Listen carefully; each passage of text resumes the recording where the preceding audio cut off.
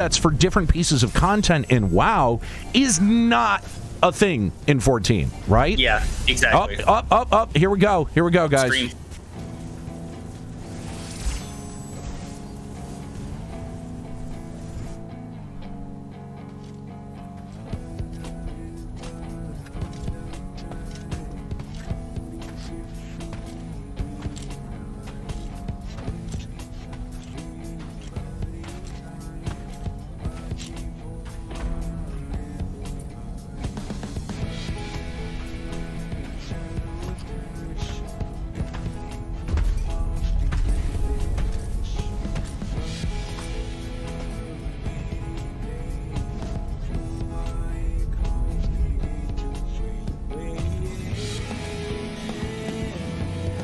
Oh, here we go. Were upon us. The fabric of the star had begun to fray, its lands rent by tooth and claw. Hey, it's my girl.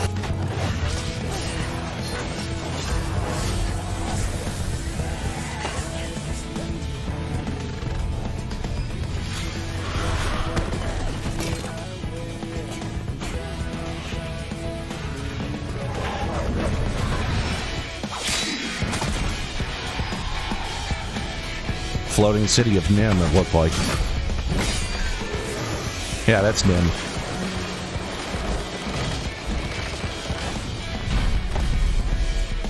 Alize! Are you alright? I can look after myself, you know. And I've had enough of this racket. Come on!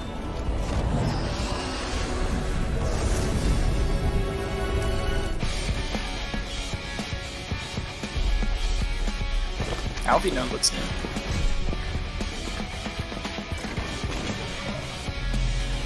Well, where the fuck is this? Oh, is this inside? This might be inside one of those towers. Yeah.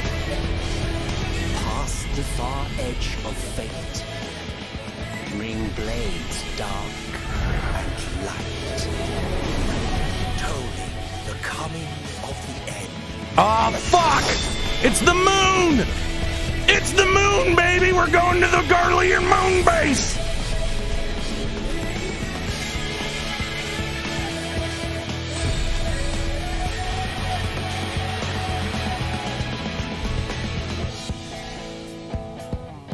Glad to know they're keeping the edge. God damn. Crazy. God damn. Does anyone recognize Alfino's new job?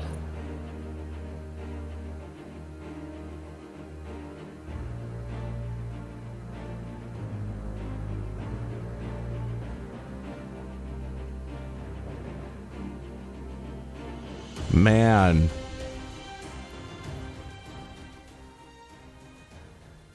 Oh my god, the shirt. Hi, my name is Naoki Yoshida, producer and director of Final Fantasy XIV. Bonjour à tous et enchanté, je suis Naoki Yoshida, producteur et réalisateur du Final Fantasy XIV. Guten Tag to the men, ich bin Naoki Yoshida, producer and director from Final Fantasy XIV というわけで、4言語で挨拶してみました。よろしくお願いします。ちょっとね、今日会場にね観客いないのでちょっとコメントを全部言うつもりか、Twitch も YouTube もコメント返してもらってるんで、すごいたくさんいる。ありがとうございます。じゃあ早速新情報発表会、お届けしようと思うんですが、グローバル対応なので僕一人ではとてもじゃないけどさばききれないので、今日僕のね心強いトランスレーター呼びたいと思います。マイケル・クリストファー・コージ・フォックスです。Hey, there he is. Koji Fox. コージよろしくね。Hello everyone. On behalf of our producer and director Naoki Yoshida, I'd like to welcome you all to the announcement showcase for everyone here and watching around the world. My name is Michael Christopher Koji Fox, and today I will be Yoshi P's English voice. ありがとうありがとう。さすが英語上手だね。Yeah, I'm pretty good at English, just kind of. So many comments. They're going too fast. I can't see it. いやーすごいね。ありがとうございます。ありがとうございます。Yes, thank you very much. まあ Fucking going to the fucking moon. 情報発表会っていうのをね、わざわざ。I didn't realize they bought GameStop, dude. 世界中でどうしてもね、広がってしまっている新型コロナウイルスの対応ということで、なかなかファイナルファンタジー14ファンフェスティバル必ず大規模に世界中でやってるんですけど、まあそれができてないと。So usually around this time of the year, or even earlier, we would be holding a Final Fantasy fan festival to announce our new expansion. But because of the pandemic, that is limited us. 世界中の医療関係者の方が我々の生活のために戦ってくれている中、まあ、やっぱりどうしてもこう僕らもね世界に打って出て、まあ、アナウンスするっていうのが難しい状況の中で今回は日本で映画館を借りてですね皆さんにファイナルファンタジー14の最新情報これからの未来をお届けしていこうと思います。Because there are people around the world putting out their most to fight this pandemic and make sure that it doesn't spread any further, we've decided to hold this announcement showcase here in a theater in Japan to do our part. で、まあパッチ5.2 から 5.3 の間に約2ヶ月半から3ヶ月スケジュールのね開発もやっぱり止まってしまうっていう状況があってどうしても今日発表させていただいた次なるファイナルファンタジー14の拡張エンドウォーカーっていうのもやっぱりちょっと時期がずれていってしまってます。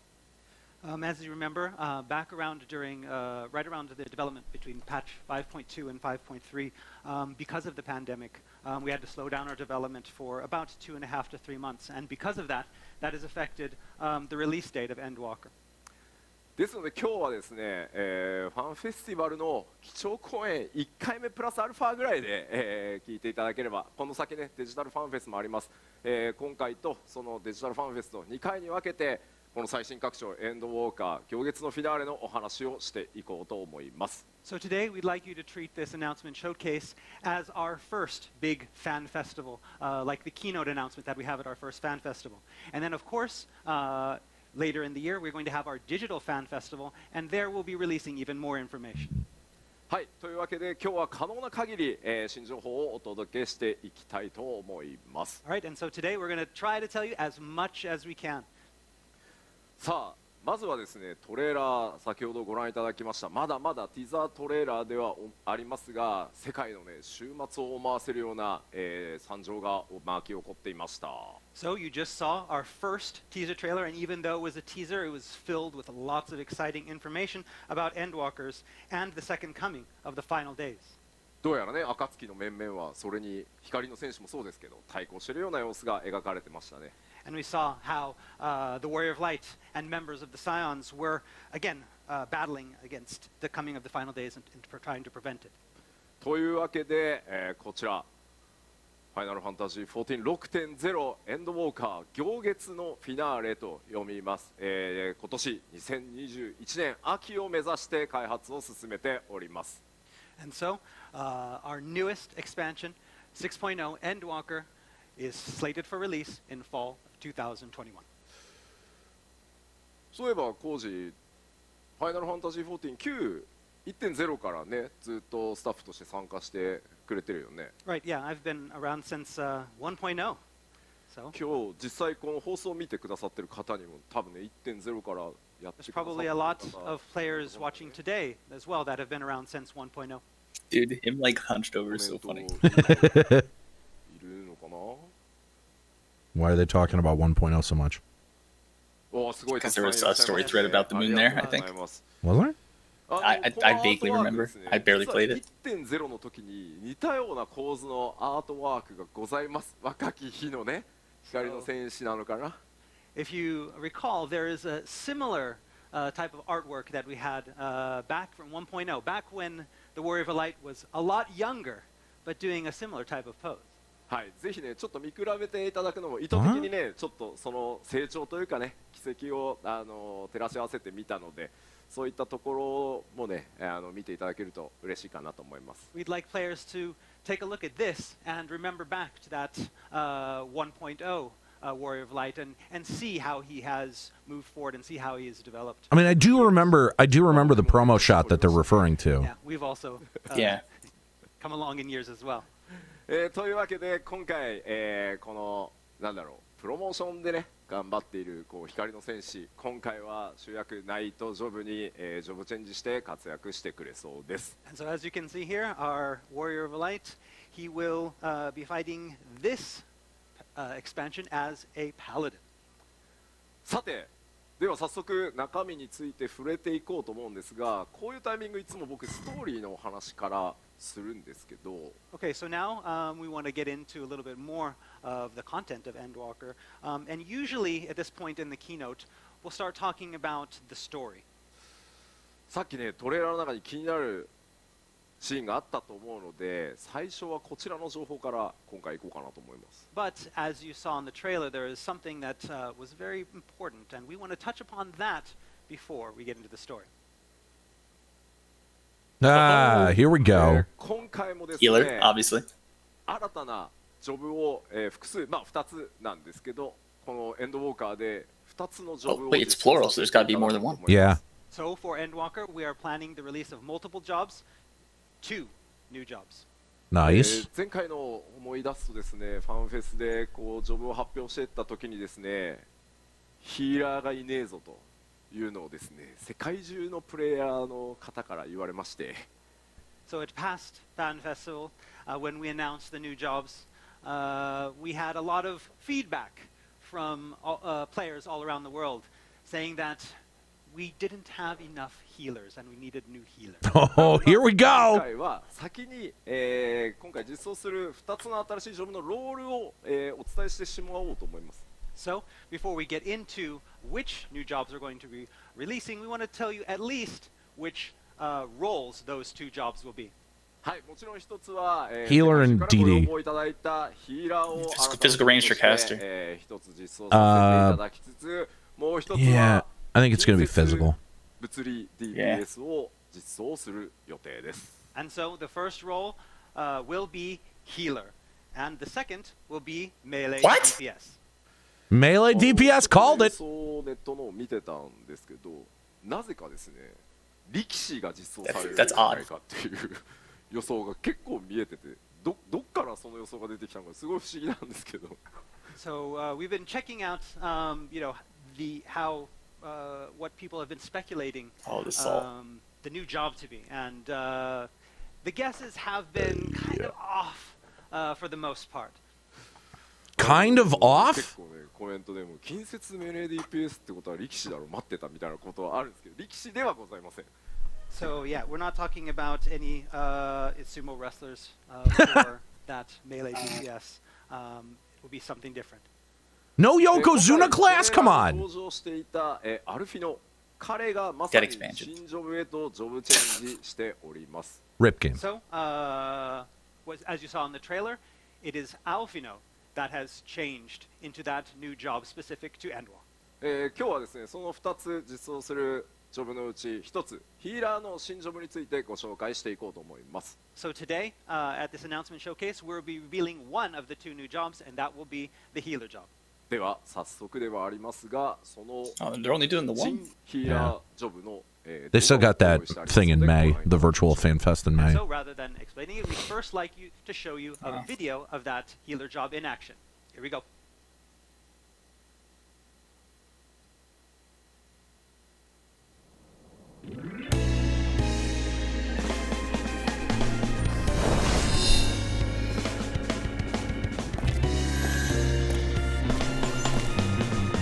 With the floaty swords? Nice, nice. That's pretty cool.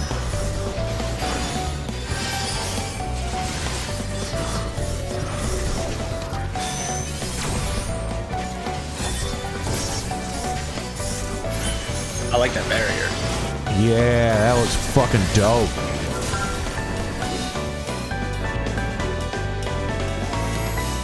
A little bit of offensive spells in there too. Mm-hmm. Got some style to it. Yeah, I like it. Sage. All right. Didn't see that one coming. 今 Well, 回 Alpino's been 今 growing. 月のフィナーレ新ジョブ第1弾は魔力を込めた武器を、操る賢 You only 者 had 3 expansions to learn how to に not な fuck って up. おります。 So the first new job for Endwalker is Sage, sporting a unique ether-imbued weapon. ちょっとね CG でもご紹介してアートと CG でご紹介していこうと Yeah, 思い that ま is す。 something else, CG isn't and it? some art that we'd like to show you. Definitely unexpected. Yeah, I あ I did not see this coming at all. オリジナルの Yeah, everyone was talking about 武器を Time Age or 操ることになり Geomancer. ます。 So, as you can see, the weapon that the main arm that the Sage will be using is a Final Fantasy XIV original. まあアルフィノが Yeah, it looks very, どのように like, この新ジョブに technological. チェンジしていくのかというのは、メインストーリーの方で語られていきますので、そこはねストーリーの方をご覧いただければと思ってます。 So, why did Alf, happen to take up this new profession? You'll have to play through the main story of 6.0 to find out. はい。では賢者のその特徴を Because 簡単にではありますが red mages ご紹介 can't していこう breathe と on the 思 moon. います。 So now we'd like to give you a simple rundown. Well, of how he's the a job scholar actually still. I think. Whatever, fine. Scholars can't breathe on the moon 賢者 then. の特徴、まあ一つ目、まあヒーラー、先ほどねお伝えしました。 They had that whole conversation at the end of 5.4 about wanting to grow, or 5.3 about wanting to grow, right? Yeah. 白魔同士、学 I guess 者、 this is that. それから先生術師に続く第4のヒーラーとして、今回賢者が追加となります。 And so Sage will be our fourth healer behind White Mage, Scholar, and Astrologian. そしてですね、武器 The は real question here is how they're balancing the と four いう healers. 14オリジナル That's a very になりますね valid question. 武器を使います。 As you mentioned before, the main arm for the Sage is going to be a Final Fantasy XIV original called the New Liths. まあ New 魔力で lists. これを Well, they're like 操作す lifts, る but っていう newer. 感じなんですけど後ろにある4つの、武器、あれがグラフィックス変わっていろんな武器になっていくというふうに And 思っ so てください。 this weapon is controlled by the ether, by the magic that the player has. And as you see, those four items back there, that is the weapon. The visuals of those will change depending on what type of weapon is equipped. そしてですね、当然クラスの方は、ございません。ジョブからいきなりスタートとなります。 And as has been the case recently, there is no required class, and you will start directly from the Sage job. 初期レベルに関しては、70から予定しております。 And the starting level is planned to be 70. いずれかのですね、ジョブがレベル70に到達していて、この行月のフィナーレ、エンドウォーカーの、拡張権利がついていれば、すぐにでもね、始められるようになってます。 And so there are two conditions for playing the Sage. One is that you have at least one job, one other job that is level 70 or above, as well as you have purchased the Endwalker expansion. さあ、では、バトルイメージの方も、簡単にご紹介していこうと思います。 So let's take a look at, a little bit, take a look at the battle style of the Sage. 今回実装となる賢者聖司はバリアヒーラーという役割になっております。 Well, I made out barrier So we look healer, at the Sage as a barrier type healer. so it's a mitigation healer. 今まで So I guess バリ they アヒーラー stack という that のは with ですね、 Scholar? まあ学者、まあ白魔同 Like, 士が are they just gonna do like 2 rolls each? Either that or there's some major changes coming to Scholar. で今回なるほど、じゃあ賢者はバリアヒーラーとして実装されるのね。Something tells me they're gonna change Astro again. Okay, so as you know, we have our White Mage, which can be considered a pure healer, and then we have our Scholar, which is more of a barrier healer. And so if this time the Sage is also going to be a barrier healer, then what's going to happen with Astrologian? ヒーラーはですね、今回 6.0 から、ピュアヒーラー2ジョブ、それからバリアヒーラー2ジョブという明確に区分したバランスで取っていこうと思っていて、先生術師を完全にピュアヒーラー寄りに、回収していきます。こちらについてはですね、後日また詳しくどう変わっていくのかお伝えしようと思ってますが、ロールとしてはヒーラーの中でもピュアヒーラーとバリアヒーラーが分かれていくというふうに思ってください。So, starting in 6.0, we are planning to make a clear distinction between pure healers and barrier healers. We want to have 2 pure healers and 2 barrier healers. Oh, And yeah, so with Astrologian's 6.0, getting some we plan major on, changes. Performing On some the White Mage route.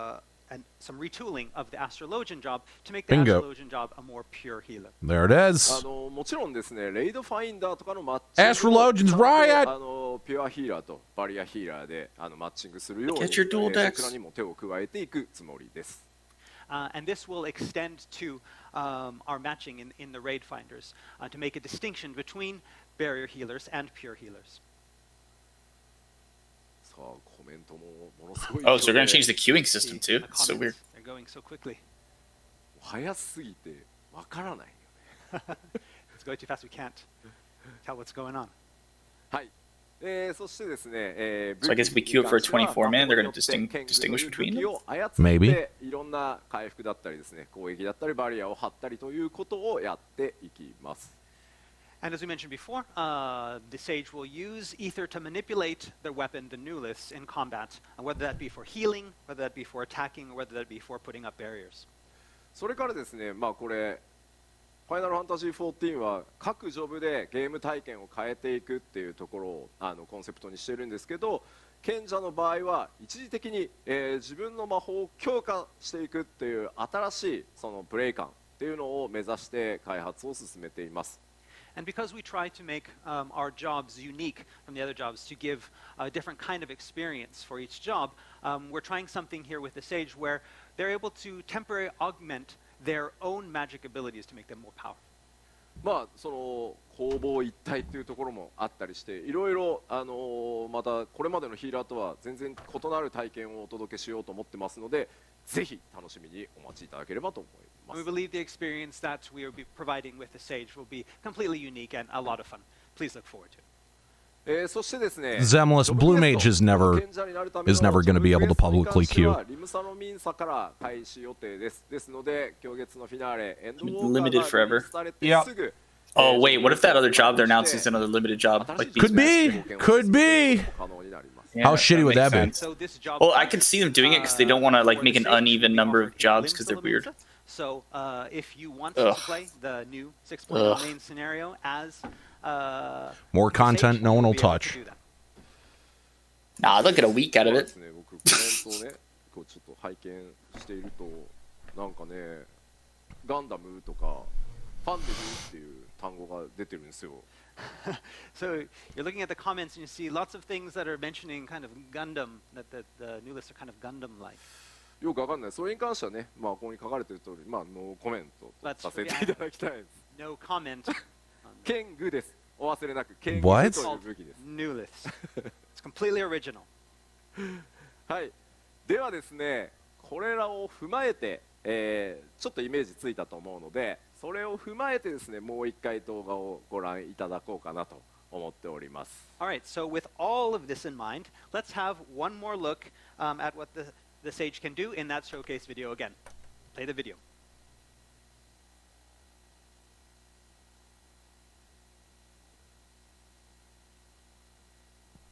It's very What makes it Gundam-like? I don't know shit about Gundam, so... Maybe because there's floating weapons near it. Maybe. So you nerds are going to have to school me on that one. I don't watch a lot of Gundam. It's been a while. That's like one franchise I don't keep up with as much. Yeah, I could never really get into it. I'm weirdly enough not into sci-fi anime. I love most others, but...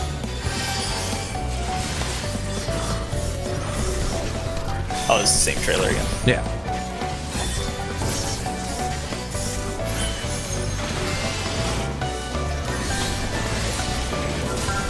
I like how he fucked us over with the shirt. Bastard.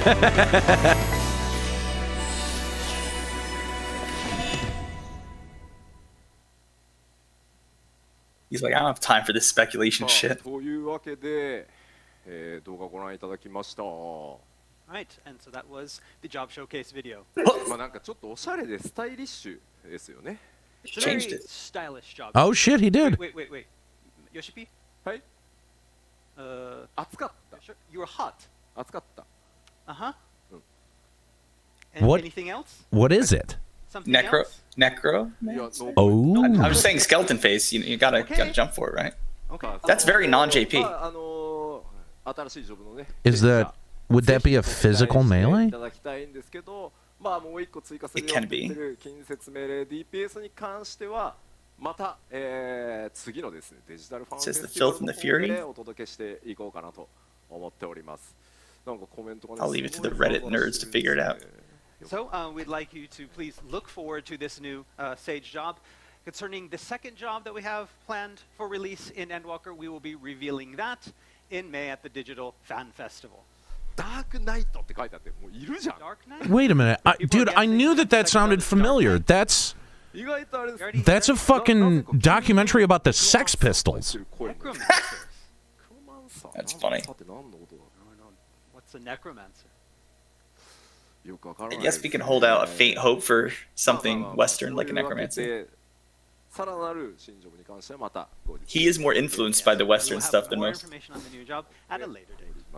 もうなんかネクロマンサーか力士かって書いてあって Death Knight seems, I don't know, man. Like, It's too close to Dark Knight. yeah, that's what I was gonna say.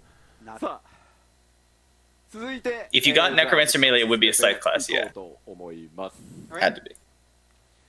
続いては、ストーリーにちょっと触れていこうかなと思っております。 Okay, now let's talk a little bit about the story in Endwalker. Interesting. その前にですね、ちょっとタイトルにご注目いただきたい。 Okay, to start, I'd like to draw your attention to our title. ファイナルファンタジー14 Okay, Final Fantasy XIV. エンドウォーカー Endwalker. 行月のフィナーレ We translate this. This is the Dawn Moon finale. ファイナルエンドフィナーレ Final end finale. I sense a pattern. 意地でも終わるのかみたいな。 It's gonna end. このキーワードが示すのはメインストーリーの大きなサーガとして約10年にわたって、お届けしてきたハイデリン・ゾディアーク編と呼ばれているサーガが今回、この 6.0 行月のフィナーレで完結を迎えます。 So final end and finale. These are all keywords that allude to the ending of this 10-year saga of Hydaelyn and Zodiark. Oh, wow. こちらですね Wrapping it up から続けてきて、僕が担当になってですね2013年にアーレルムリボーン、リリースさせていただきました。 So if you look back at my history with Final Fantasy XIV, it all began in 2013 with A Realm Reborn. まあこちら神聖の朝 So you look at this as a new morning. そして拡張パッケージ第1弾ヘブンズワード蒼天のイシュガルドはまあ蒼天の昼かなと。 And so then we move on to our first large expansion, Heaven's Word, which represented that clear blue sky that you have at midday. そして2つ目の拡張、東方にも光の戦士の皆さん冒険広がりました。 And then on our second expansion, the Warrior of Light headed east. ストーンブラッドグレンの日暮れと。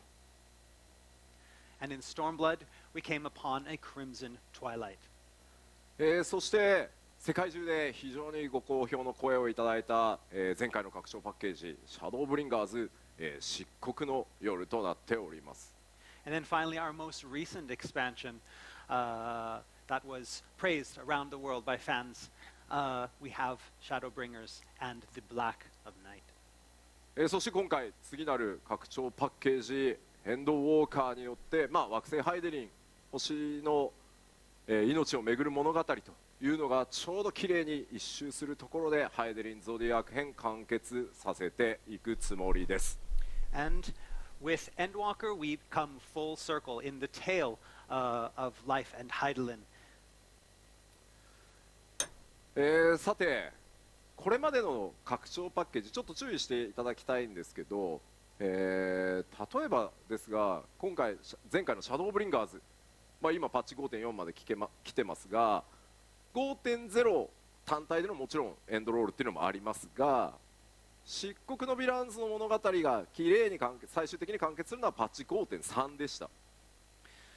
So normally with our expansions, as you know, we don't end the story at that first expansion. While in 5.0, for example, we did get that end credits at the end of 5.0, the story wasn't actually finished until 5.3. 今回はこの 6.0 その内容で全てきれいに完結させるつもりです。 I like that explanation, However, Dark with Flux. Endwalker and 6.0, we plan on having the story complete itself by the end of the actual expansion 6.0. Oh, wow. That's ちょ interesting. っとコメントをすごいザーザーしてるんですけど、これでですね、もちろんファイナルファンタジー14が終わってしまうわけではございません。 But of course, this does not mean that we are shutting down Final Fantasy XIV and ending the game at this point. パッチ 6.1 からはハイデリン・ゾディアーク編とは異なる新しい物語をスタートさせていくつもりです。 Beginning in patch 6.1, this will mark the beginning of an entirely new adventure separate from the Zodiac Hydaelyn saga. そしてですね、 Wow. 同時にですね、あれ、吉田やめんのかなみたいなコメントがちょっと見受けられるんですが、 And then I've also seen some people thinking that Yoshi-P is leaving the project at this point. 私はやめません、そのままもうなんかほぼライフワークなので、お前もういいよと社長からですね、言われるまではライフワークのようにファイナルファンタジー14続けていきますので、ぜひですね、まあ、もちろん 6.0 楽しみに遊んでいただきたいんですけど、その先もですね、まあ、死ぬまで頑張ろうかなと思っているので、ぜひこれからもですね、14ともどもですね、僕もよろしくお願いします。 But I want to assure everyone that I'm not going anywhere. I'm not leaving the project. I look at Final Fantasy XIV as my life work, or at least until the president tells me to stop. But for me, yes, 6.0, we'll be ending the story, but from 6.1 on, we have an even greater story. And I personally feel that I'm probably going to end up being with Final Fantasy XIV for my whole life. はい、時々ね、そろそろやめんじゃないのみたいなの出るんですけど、やめるときはちゃんと He says with a resigned sigh. 大丈夫です。はい。 Every now and then I do hear a lot of rumors about people thinking that I might quit and leave the project. If I will leave the project, I will make sure I let you all know. But for now, I feel that this is my life work and I have no plans on leaving. 結構厳しいですね、皆さんね。死んでも続けろって書いてある。People are telling me that I should continue this even after I die. Necromancer? Necromancer? Nice. あ、俺ネクロマンサーって死体操る方じゃないの？自分を操るの？死んだら I'm the necromancer. ああ、なるほどね。はい、頑張っていきます、これからも。 All right, I'll do my best. なので、別段心配なくです So ね、 they already changed one thing in the この formula. That's ゾディアークという promising. 物語のクライマックスをですね、僕ら全力で With 皆さん where, に like, the, お story 届けしていこう content と思うので、 patches それを go. ぜひ Sure. 味わっていた It's だ a きたい pattern です。 broken. Again, please do not worry. We're working very hard on the 6.0 story, and we believe it's something very exciting, and hope you look forward to it. And we're working on stuff after that as well. じゃあストーリーの前段をちょっとまとめてみましょうか。 So let's take a look at the actual content of this story. Can I be honest? The next expansion after this, I really would love to see some sort of FF11 crossover. Because it would be 20 years for FF11, it would be great. Would be neat. そもそも太古に起きた終末とは何だったのかとか。 So, your journey up until now has taken you to another world, the first, where you became the Warrior of Darkness and averted the destruction of the star. And it was there that you learned of the final days, these calamitous events that gave birth to Zodiac and Hydaelyn. ゾディアーク、そしてハイデリンとは今どうなっているのかとかね、すべての謎を解き明かすため、プレイヤーの皆さん、光の戦士はついに惑星ハイデリンを離れ、月へと向かっていただくことになります。 So, what is going on with Zodiac and what is going on with Hydaelyn? How does their story end? We'll learn all about that, as well as depart from Hydaelyn and move to the moon. 多くのですね、人から受け取った思いを受け継いで、光の戦士はハイデリン・ゾディアーク編最後の謎に挑んでいきます。 People across Hydaelyn are putting all of their hopes and dreams into the Warrior of Light to save them from this, and so this will be a journey that will take the Warrior of Light there to find out what's going on and to save the planet. テレポしたら、なんとたったの999ギルって書いてあって月まで。 Someone's commenting that for the low, low price of 999 gil, you can teleport to the moon. いや、わかんない。ね Who え、9万ギルとか取られるかもしれないよね。What? 90,000 gil to the moon. でこれまでね、ハイデリン・ゾディアーク編、漆黒のヴィランズでもかなりの謎を解き明かしてきましたが、まだまだ多くの謎残ってます。So a lot of questions have been answered up until now in our expansions, but there's still a lot of questions that have left to be answered. 終末というのはそもそもなぜ起きたのか。So why? What brought about the final days? ハイデリンとゾディアークと呼ばれている存在は今どうなっているのか。What became of Hydaelyn and Zodiark, and what is happening with them now? そしてガレマール帝国というもともとね非常に強い軍事力でエオルゼアを支配していたガレマール帝国はどうなるのと。And then, of course, you have the Garlean Empire, once a very, very powerful force across the whole realm. What has happened to them? What is their fate? そして活動し始めたゼノスとアシェン・ファダニエルの目的は何なのか。And what are Xenos and the Ascians, Fandaniel? Watch, they try to trigger the final days again. It's just like a Majora's Mask sequence where like a countdown timer starts. 行くのはいいけど、そもそも 3 days. The moon is just Fandaniel's face shit with a shit-eating grin. 何あるの月って。 And so all know we're going to the moon, but how are we going to get there? Is there any air on the moon to breathe? What is on the moon? What type of monster? はい。まあこれらを、僕ら Pretty sure the moon's just got a GameStop and an AMC theater, right? 綺麗に Pretty sure. ストンとですね解き明かされていくように全力でお届けしようと思います。 The dev team is currently working very hard on this story to make something very exciting and to give you all the information you need and answer all of those lingering questions. まあもちろんねその時光の戦士がどうなっていくのか、それから暁の血明のメンバーがどうなっていくのか、それからですね。Turns out it was all a dream. Eorzea existed in the dream of a young mute child that's playing with a snow globe. St. Elsewhere reference. Yeah, but it's cool because as you fall down, you're going to give your dad a high five.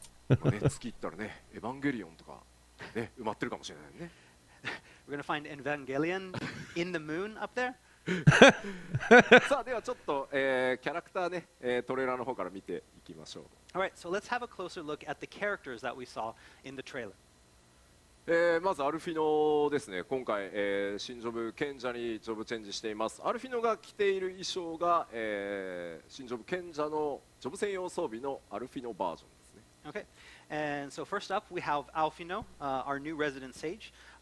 The gear that he's wearing in the trailer is the Sage AF gear, but it's been designed especially for him. そして双子の妹アリゼですね。And then next up we have his twin sister Alize. まあ引き続き彼女は赤魔導士としてどうやら戦っていくようです。And as you can see, she is still fighting as a red mage. No job change for her.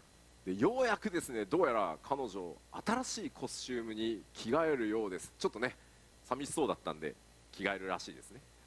But she will be getting a costume change. She didn't get one before. She's finally getting one. まあこのコスチュームがですね誰にどういう思いとともに、渡されていくのかというところにもちょっとご注目いただければと思ってます。And you may be surprised to see who she gets it from and how. そして続いてはですね。アシエン・ファダニエル。Okay, next up we have the Ascian Fandaniel. まあ転生組のアシエン・ファダニエルですが、グレー編に登場した朝日というキャラクターの体を、利用する彼の目的がね、果たして何なのか。Right, and so the sundered Ascian Fandaniel, as you know, he currently inhabits the corpse of Asahi, who first appeared in Stormblood, but we still don't know too much about him. 結構ね彼ね嫌われてるんですよね。Yeah, a lot of people love to hate this guy. ただですね大丈夫ご安心ください。彼はラスボスではございません。Do not worry, he is not the last boss. まあラスボスじゃないんですけど、まあ彼にはねさらに実はまだ大きな秘密があるんですが、そちらもかなり完全なスポイラーになるので、単純なお話ではないというのだけお伝えしておきます。And he's keeping a pretty big secret, a very complex secret. And if we say any more, it'll be too much spoilers, so we're going to stop right here. Well, no chance of getting rid of him before the expansion. And last but not least, we have Womp womp. ゼノス彼もまた God damn it. 表舞台へ I assumed he was just a cardboard cutout まあ crazy. 彼の望みはもうとにかく We're just gonna like, you know, 友であ one る shot. 皆さん光の戦士と英雄と再戦したいというだけです Someone had brought up that he talks about like playing a part and things like that. So he may be, you know, people have hypothesized that he's hiding a secret. Enemy, the warrior of light.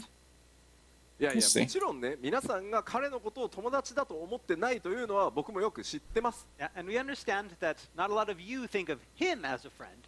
ただですね彼の友情は一方的で非常に強いのでもうちょっと諦めてください But he most certainly feels that way about you. You are his friend. まあどうやら Best ね bud. 彼もなんかまた若干コスチューム違う気もしますがさてどうなっていくのか And it お does 楽しみ look に like he has a change of wardrobe as well. But to find out any more, we'll have to play Endwalker. Well, he broke his samurai swords, of たくさんの course. キャラクター登場してですねある意味ハイデリンゾディアク編皆さんが10年以上にわたって、冒険してきた、一旦の総決算になる予定なのでどんなキャラクターが入り乱れてくるのかぜひご期待ください And you know, it has been 10 years since the beginning of this Hydaelyn and Zodiac saga, and you've met a lot of characters along the way, and we hope to bring back a lot of those characters for this story in 6.0. まあ、ストーリーについてはね全ての謎を解き明かしていくのでちょっとこれ以上はネタバレが多すぎるのでここまでにさせていただきますが So there are a lot more mysteries regarding the game's story, but it's so hard to talk about it further without revealing any spoilers. So まあ、漆黒のヴィランズでもね驚いていただいたように、ファイナルファンタジー14開発チームがねそんな単純な話で終わるかというのだけなんとなく思っておいてもらえれば、びっくりしてもらえる仕掛けたくさん用意していきたいと思います And you know, as was the case with Shadowbringers, this story is not going to be a simple one. It's going to be a very complex and intricate story that will sure to bring lots of surprises and excitement. はいでは、続いて 6.0 エンドウォーカーの全体像についてちょっとお伝えしていこうと思います Okay, now that we've talked a little bit about the story, let's get into Here we go. actually some of the content that will be make it into the game. さあまず最初のセクションこちらです So we're going to start with Oh my god, I'm shocked. Of course. we're increasing the level cap. Ugh. こちらですねレベル80から90へとなりますまあ知ってたってみんな言うんですけど And we're going up from 80 to 90. I mean, pretty much everyone saw this coming. 間もなく100ですよ But we'll soon almost be at 100. We're very close. ずいぶん頑張って続けてきたね Cap it at 100. It's been a long, long road. はいそして、拡張パッケージといえば新しいフィールドの追加です今回も過去の拡張と同じ規模で、フィールドの追加を行っていきます So you cannot have an expansion without new areas, and we're planning to add new locales on the same scale as we have had in our previous expansions. ではですね現段階 Where？でお見せできるアートワークとスクリーンショットで一部だけ、今日はちょっと一部になっちゃいますがご紹介していこうと思います So today we can't show much, but we do have a few screenshots and pieces of artwork to show you of some of the new areas. まずはですね Yeah. ショータウン So we're starting off with one of our smaller towns. ご紹介したいと思います What? こちら And this is it. What the fuck? Wonder where this is. こ That's ちら not の名前はですね、ラザ Oh, okay. Raz-at-Han. という町になります、 And the name of this city will be Razadhan. もうちょっと近づいたねスクリーンショット見てみましょうか Let's take a closer look. はい入り口かな There's a screenshot of maybe the entrance, the main entrance gate to the city. ラザハンはプレイヤーの皆さんになんだろう14って拡張するとってこう大タウンと小タウンっていうのがあって漆黒のヴィランズだと、まあ、ユールモアに該当する場所だと思ってくださいクリスタリウムじゃなくてね So with each expansion, we usually release two towns, one smaller town and one larger town.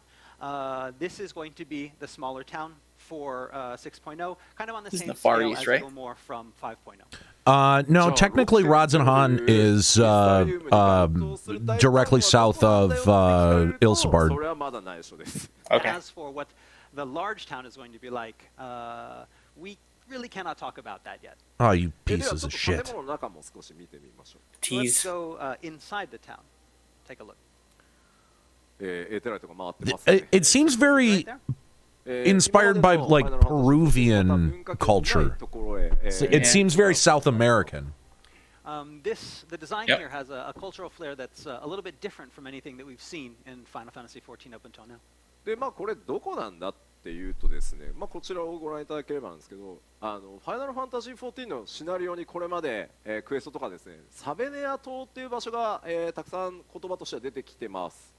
Hmm. And so where exactly is Raz-at-Han? Well, a lot of players that have been playing 14 for a long time will know, have heard the term Thavnair, the region of Thavnair, as it has appeared a lot since back in the early days of Final Fantasy XIV. 踊り子のね、ジョブの発祥の地でもありますね。 If you remember the dancer, most of the original dancer outfits and fashion comes from the island of Thavnair. そのサベネア島一つがまるっと新しいフィールドとして登場して、そこに、ショータウンのラザハンがあるというふうに思ってください。 And so one of our new areas is going to be that complete island of Thavnair, along with the town of Razadhan inside it. これまで登場してこなかった亜熱帯のような、ね、地域となっています。まあ、どんな冒険があるのか楽しみにお待ちください。 The whole area has a very sub-tropical feel to it that is original to 6.0. Neat. もう一個紹介していきましょうじゃあ。 Right, let's take a look at another location. What? Ooh. なんかもう一転して Now, this seems like somewhere What in could this place be? It's completely different Islabard. from Razadhan. こちら新しいフィールドの名前はですね。こう Name of this Hey, all right. They are having a civil war. 首都のはずである Yeah. ガレマルドがフィールドとして登場しますが、なんだか大変なことになってるっぽいですね。 The capital of the Garlean Empire, Garlemald. Although it looks a little like it's broken down a bit. Yeah, it looks fucked up. こちらもですね、ちょっと見てみましょう、スクリーンショットね。 Let's take a look at the screenshot. Oof. いやー、なんだか We took too long. そんな国だったのかなと思いきや、ボロッボロになってますね。 So we always thought of the Garlean Empire as a majestic place, but if you look at it here, it's pretty run down. I wonder what happened to it. まあ一体ね、どういう経緯でこうなっているのか、それから光の戦士の皆さんはどういう経緯でここを訪れることになるのか、謎ね、いっぱいあります。 So how did this area turn this way, and why does the Warrior of Light have to go there, and what will he or she find there? まあここでもね、非常に大きなドラマが光の戦士皆さんを待ち受けています。 There's a very deep and intricate story that is related to this area. まあ行くときはですね、ぜひ心して、向かっていただきたいと思います。 So get ready for your journey there. はい。そしてですね、まあ新しいフィールドがあると当然新しい出会いっていうのも、出てきます。 And of course, what would new areas be without new tribes to live in them? はい。まあこういう新しい獣人たちとのね出会いっていうのも待ってますきっと。 So in 6.0, you will be meeting some new tribes. なんか若干このセンターでさ、ナマズをさ主人公感出してるのイラッとこない。 So this artwork, yeah, you can see right in the middle is the Namazu kind of there, like he's the best, the leader. なんか私が主役ですみたいな。 Yeah, he's the hero. Fuck those catfish. 今回まあちょっと一部になります Yeah, I が、 don't think I 新 finished た that な one. 獣人、名前はマタンガ。その中でも Were they the アル crafting カ one? ソー You ダ saw 族 both? という、種族が I don't know. So our new tribe that you will be meeting are You're the asking the Matanga, exact and it's wrong the fucking Arkasolda tribe. person. これ Fair enough. すでにね出会ってる人は出会ってるんですよ。 Some people may recognize this. アジムステップでですね非常に敵対してくるモブハントのモンスターがいたりするんですけど、その中でも Dark Flux says 友好 yes. 的なのが I would trust him over me. アルカソーダラ族で、先ほど紹介したサベネア島で出会いが待ってると思います。 So in the Azim steppe, especially those players that participate in the hunt, have maybe encountered one of these very aggressive beings before. However, the ones that you will be meeting in 6.0, you'll be meeting in the Thavnair, are a little bit more friendly, at least those from the Arkasolda tribe. ただ地図ダンジョンでね結構ゾウモチー I wasn't ready for elephant people. いろんなねこうグラフィックス出てると思いますけどいよいよ This is nightmare fuel. 星の地域に足を踏み Yeah, that is fairly terrifying. って言われてる Players may recognize some of the elephant-like designs from some of the treasure hunts that they've gone on in the past. We're finally going to that area and seeing the inspiration for that type of statue work. まあ獣人は他にもいるんですけどもうちょっと、公開お待ちいただきたいと思ってますただまあね月ですしね And we have many more tribes to introduce, but we can't introduce them today. Those will be saved for a later day. But thinking about it, we will be going to the moon, so ファイナルファンタジーで月か it's Final Fantasy, we're going to the moon. What could be on the moon? というわけでそのうちまたご紹介します Cheese. And that's enough. We'll talk about it later. はい当然ですねまあいい出会いもあれば悪い出会いもございます But again, you won't be just making friends in the next expansion. There will be threats to deal with. 夜道では会いたくありませんがまあこんなやつとの Oh, 出会 shit. いがあったりします Oh, Hell hey. yeah. The things that will be waiting for you. Well, FF10. Yeah. ファイナルファンタジー10が好きだという方はちょっとわかるのかなと思うんです So if there が are fans of Final Fantasy X out there, they might recognize this creature. アニマという異形と出会うことになりそうです His name is Anima. でまあ今回ですねファイナルファンタジー10の時にアニマを作画し Legit た excited about this. スタッフはファイナルファンタジー14のアートスタッフでもあるんですよ彼が14用に改めてアニマを、14用にですねまあいろいろ理由があるんで書いたのがこちらになります And so the original designer of Anima, the art designer of Anima in Final Fantasy X is actually a member of the art team on Final Fantasy XIV and recreated the design for Anima to fit the Final Fantasy XIV game. Sweet. はいそして、 So cool. もちろん多数の Challenging. ダンジョンも登場してまいります What? As Bullshit. like our past expansions, we'll be adding a lot of new dungeons. Yay. こちらもですねスクリーン I'll believe it when I see it. Mythic Cluster Riot. ワーク等々ちょっと見てみましょうか All right, and we have some screenshots and art that we'd like to show you. Ooh. まあ Oh, it's a nice linear line to a circle arena. That's what I see. 世界終わりそうな感じになってますね Look at this. It looks like we're getting close to the end of the world. なんか I think I'd want to be sacrificed by the end of that route. 遺跡らしきものも見えますね Like ruins and large statues.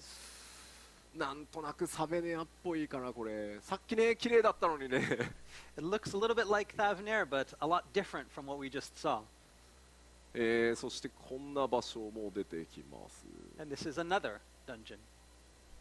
一転してちょっと有機生命体っぽいところになってきてますね Looks very biological, horror-like.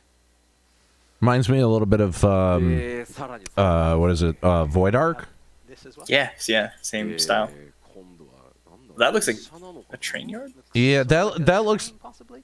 like まあ皆さんを something from like the fucking 基本的にはメインシナリオで言って Evangelion like storyline, the weapon storyline. それから古い遺跡それから現代を思わせるような場所いろんな要素が皆さんを待ち構えています And so, as usually is the case with our dungeons that we add, you'll be visiting most of them during the main scenario.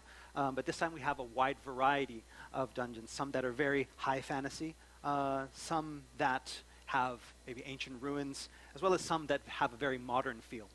変化に富んだダンジョンをいろいろ現在ねものすごい勢いで制作中なのでぜひ楽しみにお待ちください We're currently in the process of creating all of these new exciting dungeons, and we hope you look forward to them. それではさらにバトルコンテンツちょっと続けていこうと思うんですがまあ皆さんが、楽しみにしている大きな要素の一つかと思いますこちら Okay, now we're going to talk about another one of our battle contents that we have planned.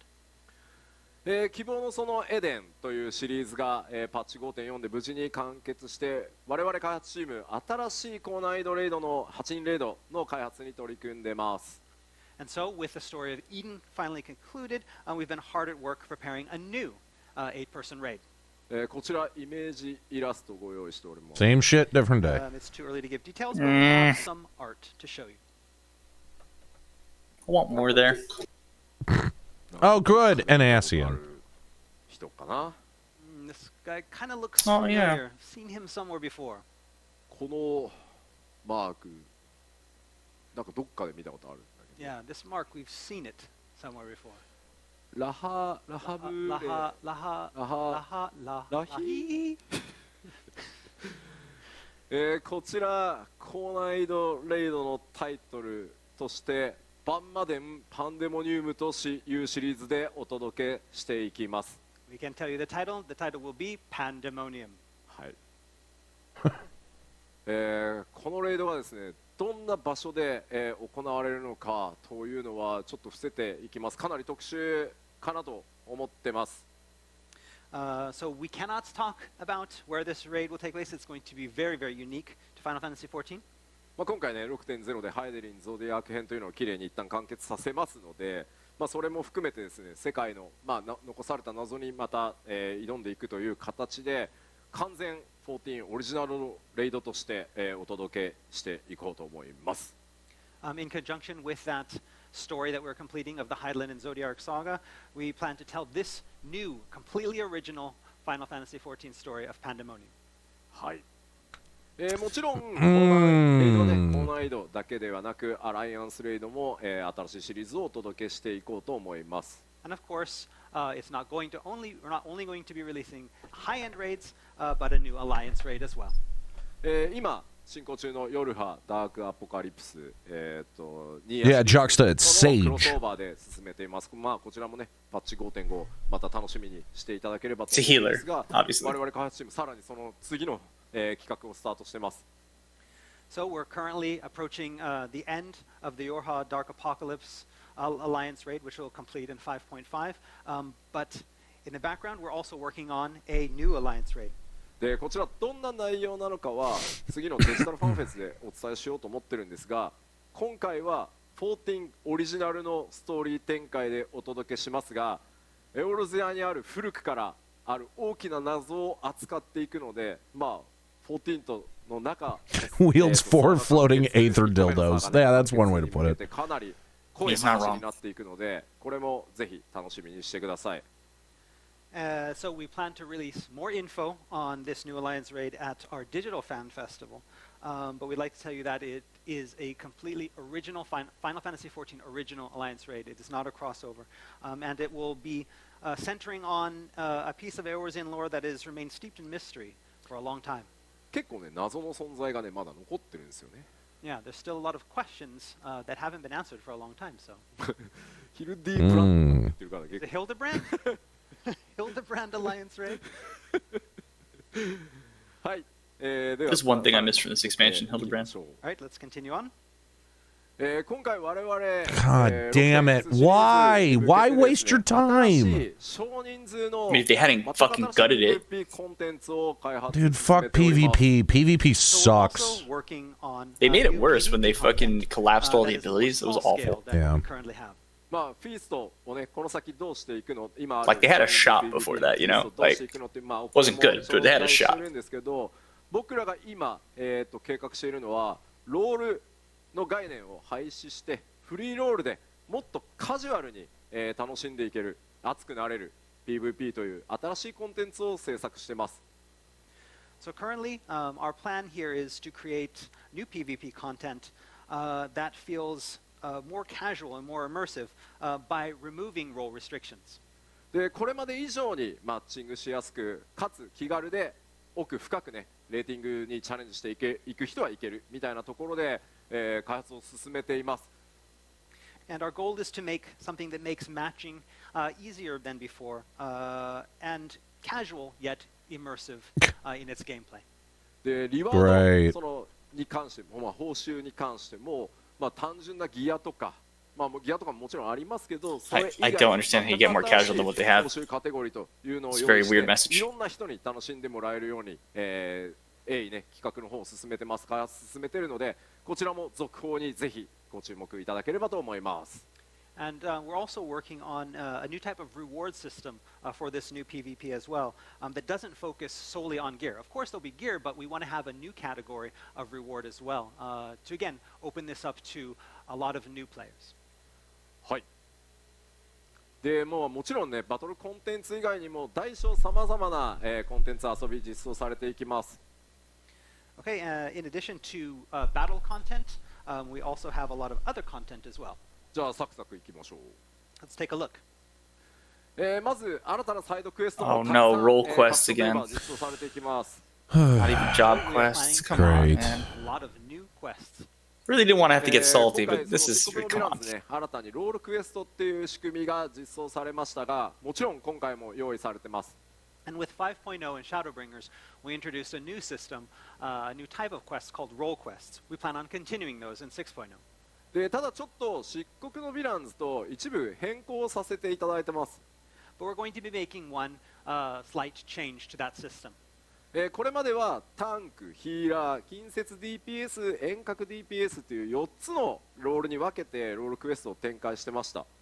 So up until now, there were originally 4 categories that we split these role quests into: tank, healer, melee DPS, and range DPS. さすがにちょっとざっくりしすぎてたなという反省からですね、タンク、ヒーラー、近接物理 DPS、遠隔物理 DPS、魔法 DPS というふうにロールを1個追加して、クエストをご用意しようと思ってます。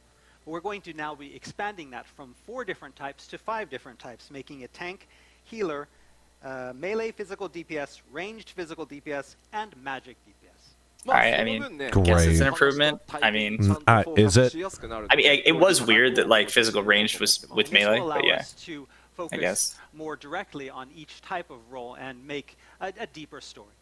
もちろんギャザラークラフターの皆さん They would have to, like, double the number of quests to make this ゼロ worth という it. 民高原館のような一つの場所によってみんなでいろんなロールのクエストをやっていくっていうところももちろん用意してます。 And then there's also plenty of role quests that are planned for crafters and gatherers as well, such as those offered in 5.0's The Crystalline Mean. 名前言いたいんですけど、大タウンの名前言ってないんでまだ言えないですね。 I want to tell you more about it, but because we haven't talked about the large town yet, I can't say anything. はい、もちろん多数のね新装備、それから新しいクラフトギア、用意されてます。 And of course, there won't be just role quests for crafters, but also we've developed plenty of new craftable gear as well. それから続いてフェイスシステムにも、アップデートがあります。 All right, next is an update to our trust system. 今月のフィナーレに向けてフェイスの NPC が追加となります。 We will be adding a special someone to join you as companion. まあきっとね楽しみにしてる人いると思うんだよな。 It's gonna be A lot of Catboy. you have been waiting for this guy. Isn't he already in there? この方 I have no idea. フェイス He's already in it. Oh, well, I don't fucking And this care. is who it is. Yeah, because he was Oh, he was let's in see. it. エステリア Oh, this guy. は竜騎士として参加することになります。近 I 接 guess. DPS としてね参加するので、暁のですね近接 DPS 足りない問題というのもこれで解決するかなと思います。 So, Estinian will be joining the trust system as, of course, a dragoon. And then being a melee DPS character, this will hopefully help alleviate that glaring lack of melee DPS characters in the Scions.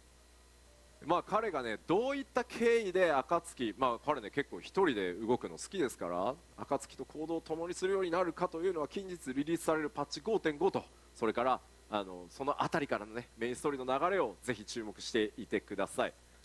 But again, why would a lone wolf like Estinian join this group of the Scions? You have to wait and find out, but information is coming if you play in 5.5. 裏切りそうって YouTube で書いてある。 No, he won't betray us. He won't betray us. ファイナルファンタジーシリーズの竜騎士って結構裏切るからね。Dragoons in Final Fantasy usually betray. まあ一回やってるから多分大丈夫だと思うんですけどね。 He's betrayed once, he won't do it again. フェイスというシステムの活用は、まあこれにまあキャラクターの追加に Damn, guys, what's all the hate for Estinian? 今実は計画してることはあるんですけど、まだ今ちょっと I mean, that would be great if that was actually a mechanic where, like, he would turn on you in a dungeon and then you'd have to fight him. We have further Bonus plans for the boss. trust system, not only for studying new That'd be characters, great. But also Oh my god, like he uses his move too much, builds up too much Nidhogg blood. Still a little bit too early. はい、キャラを追加するだけじゃなくてフェイスを利用してこんなことさらにできるよみたいなところっていうのは今後の PLL とかでも、進捗があり次第お伝えさせていただこうと思ってます。 Again, not just adding new characters, but also adding new types of activities and types of duties for your companions to take part in. Again, we won't tell any more today about it, but we have exciting information coming up in future producer letter lives. はい。そしてですね、続いてこちらゴールドソーサーにも Yeah, you Ah, fuck. Why? Right, we are also planning an update to the Gold Saucer with new content. 特にですね、規模としては Just curious, chat. Is there anyone that actively participates in the Golden Saucer, like besides like the day like new content comes out? 計画しております。 The current plan is Legitimately to add curious. something almost as big as the recent edition of Mahjong. みんなどういうものが欲しいんだろうな。 What does everybody want? Oh やっぱり God. こうブリッツボール。 Let's Oh. Blitzball. I mean, I'll take it. Blitzball, Blitzball, Blitzball, Blitzball, Blitzball. フォールガイズ。 Fall guys. フォールガイズが欲しい。まあね、なんか今回のレイドで落ちたりしてるもんね。あとスノーボードね。 Snowboarding as well. Blitzball, snowboarding, Fall Guys. お前やたら相撲って言ってる人いるんでね、さっきからね。 And sumo, of course, sumo. はい、ちょっとこれまだ詳細が言えないので、ただかなり大きな、しかもプレイヤーの皆さんのキャラクターを使って楽しんでいける、まあしかも誰でも楽しんでいけるような新しい、まあしかもねマルチプレイできるような、コンテンツを今計画してます。これももうちょっとしたら多分お伝えできると思うのでお伝えしていこうかなと思ってます。We plan on it being, again, like we said, plan on it being very big, something for all players, multiplay. But again, we can't talk too much about it now, as haven't enough to tell you. But we do have details coming in the future, so please look forward to it. まあ麻雀をね丸ごと入れてしまうようなクレイジーな14開発チームですから、まあ何が来るのかいろいろ予想をしていただければと思います。 I mean, the team is crazy enough to put the full game of Mahjong into 14, so we know that something big is coming. 続いては Why are they acting like Mahjong is like a huge fucking deal? It is for Japan. Very, very popular. さて何やらね非常に楽しそうなイメージイラストが Yeah, because I saw the same question. I had to look it up like last time when they actually added it. Apparently, it's like really big cultural thing. Yeah, but like, how hard is that to actually add? Pretty complex because of the way the boards are set up. Like a lot harder than like Solitaire, put it that way. 14の世界の中でスローライフを楽しんでいくという新しいコンテンツを今、開発進めております。 We're currently working on this content where Final Fantasy XIV players' adventurers can Oh my God. slow living. Is it like fucking Farmville? What is this nonsense? Is this Farmville / like Animal Crossing in Miami? What the fuck is this nonsense? Limited to Or Stardew Valley? To me, like that. anyone can play.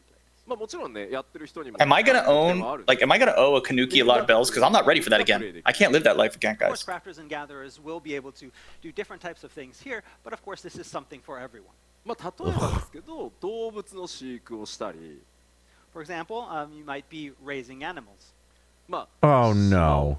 開拓してねそこで採れた特産物で貿易 You're をしていった shitting り me. And maybe cultivating the land of this uninhabited, deserted island, and then taking the fruits of your labor and selling them. ミニオンを放し飼いにしたりと、そういった要素満載でスローライフをね楽しむためのコンテンツになっております。 Maybe throwing your minions out there on the range and letting them roam. Oh, sweet Jesus. コメントでまあ結構あってですね。こう I 開 didn't 発 think it チー could ム get more casual. これね日本人限定のネタで申し訳ないんですけど、我々開発最初のコードネーム Well, this is a total waste of time. So the Not just for me to watch it, but like for them to make it. Dash Island from a Japanese TV show. And sadly, most of the player base that actually like actively plays the game will probably be like, "Oh, cool, this is somewhere else for me to Deserted AFK." island, and you know, make it into something that's your own.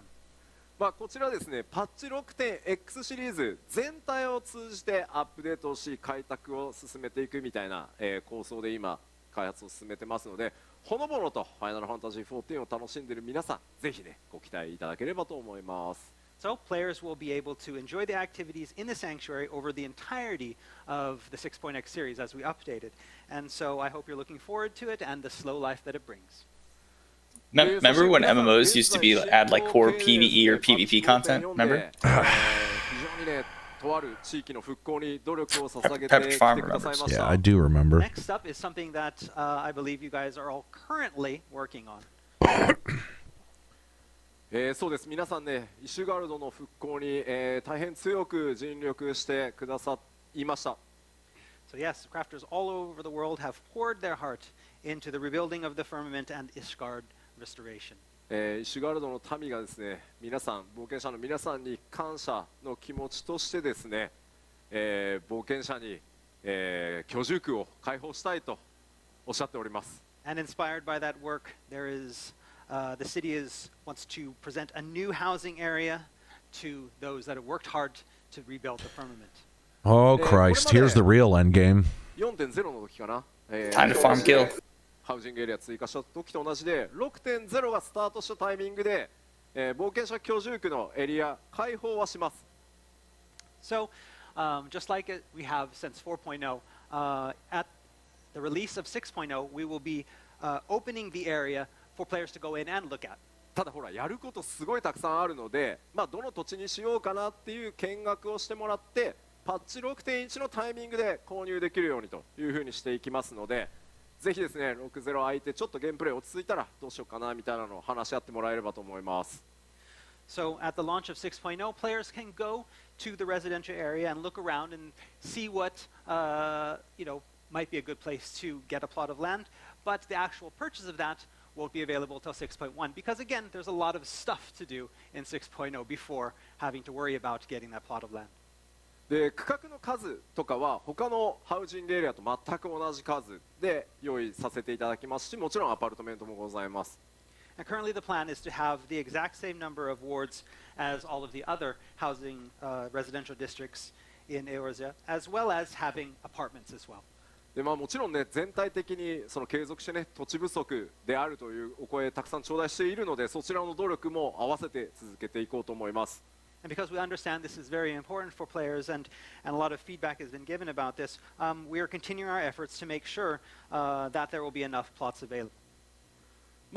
今回ね皆さんが復興していただいたのは想定外なので、全くそれと同じグラフィックかって言われるとさあどうなりますかっていう感じではありますけど、大体イメージはつかんでもらえるんじゃないかなと思います。 And whether or not it will be exactly like the firmament that you're currently rebuilding now, that's left to be said, but it'll give you a very good idea of what that residential area will look like.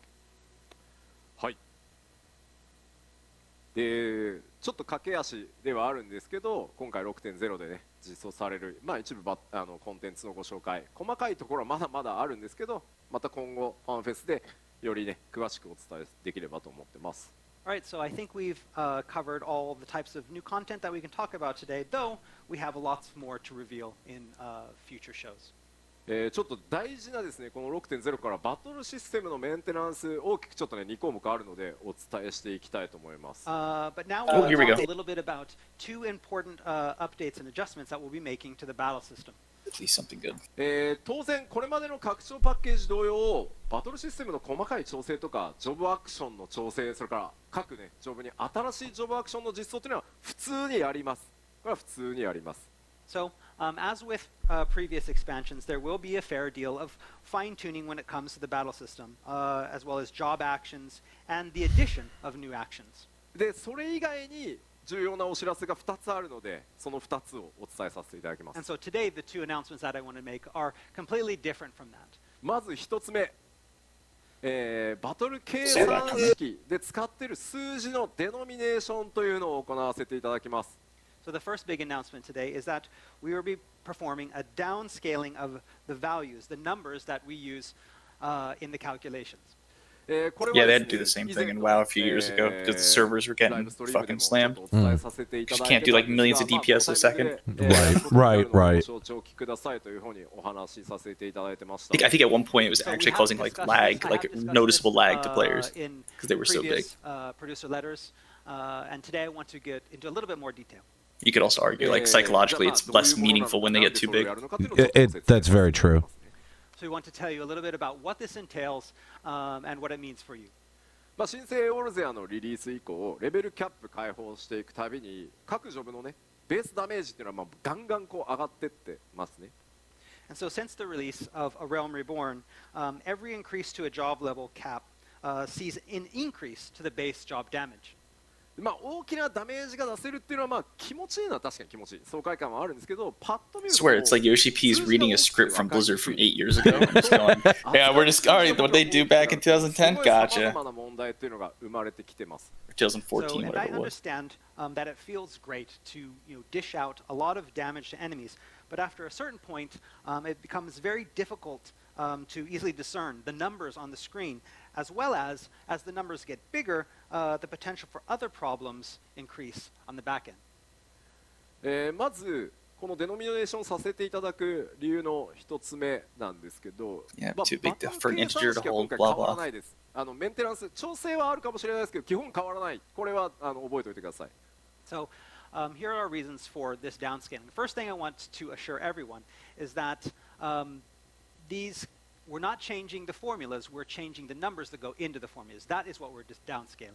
まあちょっとこれプログラム的なお話になっちゃうんですけど、扱っているその計算式に入ってくる数字の桁が大きくなるとですね、プログラム上オーバーフローって言って数字が一周しちゃうみたいな現象っていうのが起こります。これ。So this is a programming issue, but what happens a lot of times is when numbers get too big, it can cause overflow and revert things back to different numbers, and that can cause a Yeah, lot an of bugs. integer can't hold more than, I think, 4 million something. Otherwise it wraps around. 該当するものが出てるんですけど、なんとか 5.x 期間中は無理やりやってきました。 And we've had these problems in the past in the 510X series, and we've been able to patch them in emergency patches. You know how they were so desperate to remove 32-bit support? Like last expansion? Yeah. It's because of shit like this. Yeah. パケットのサイズを増やしたりとか、そうなるとバグとか遅延っていうのが生まれちゃうので、数字を小さくさせてほしいっていうのがまず理由の一つ目になります。 But again, if data packets continue to increase in size because of these large numbers, it can stress communication loads to the server, and that will end up creating bugs and delays in the game, ruining the experience. そしてですね、ヘイト計算式というのがもう限界に来ていてですね、扱う数字が大きすぎて、今タンクのヘイトって内部的にはもうキャップにずっと張り付いている状態を無理やりこう位置下げたり上げたりっていうのをやってたりするので、もうこれ一周すると数字ゼロになっちゃったりするので、今ちょっと強引な対応している状態で動いてるんですけど、これらも整理させていただきたいと思ってます。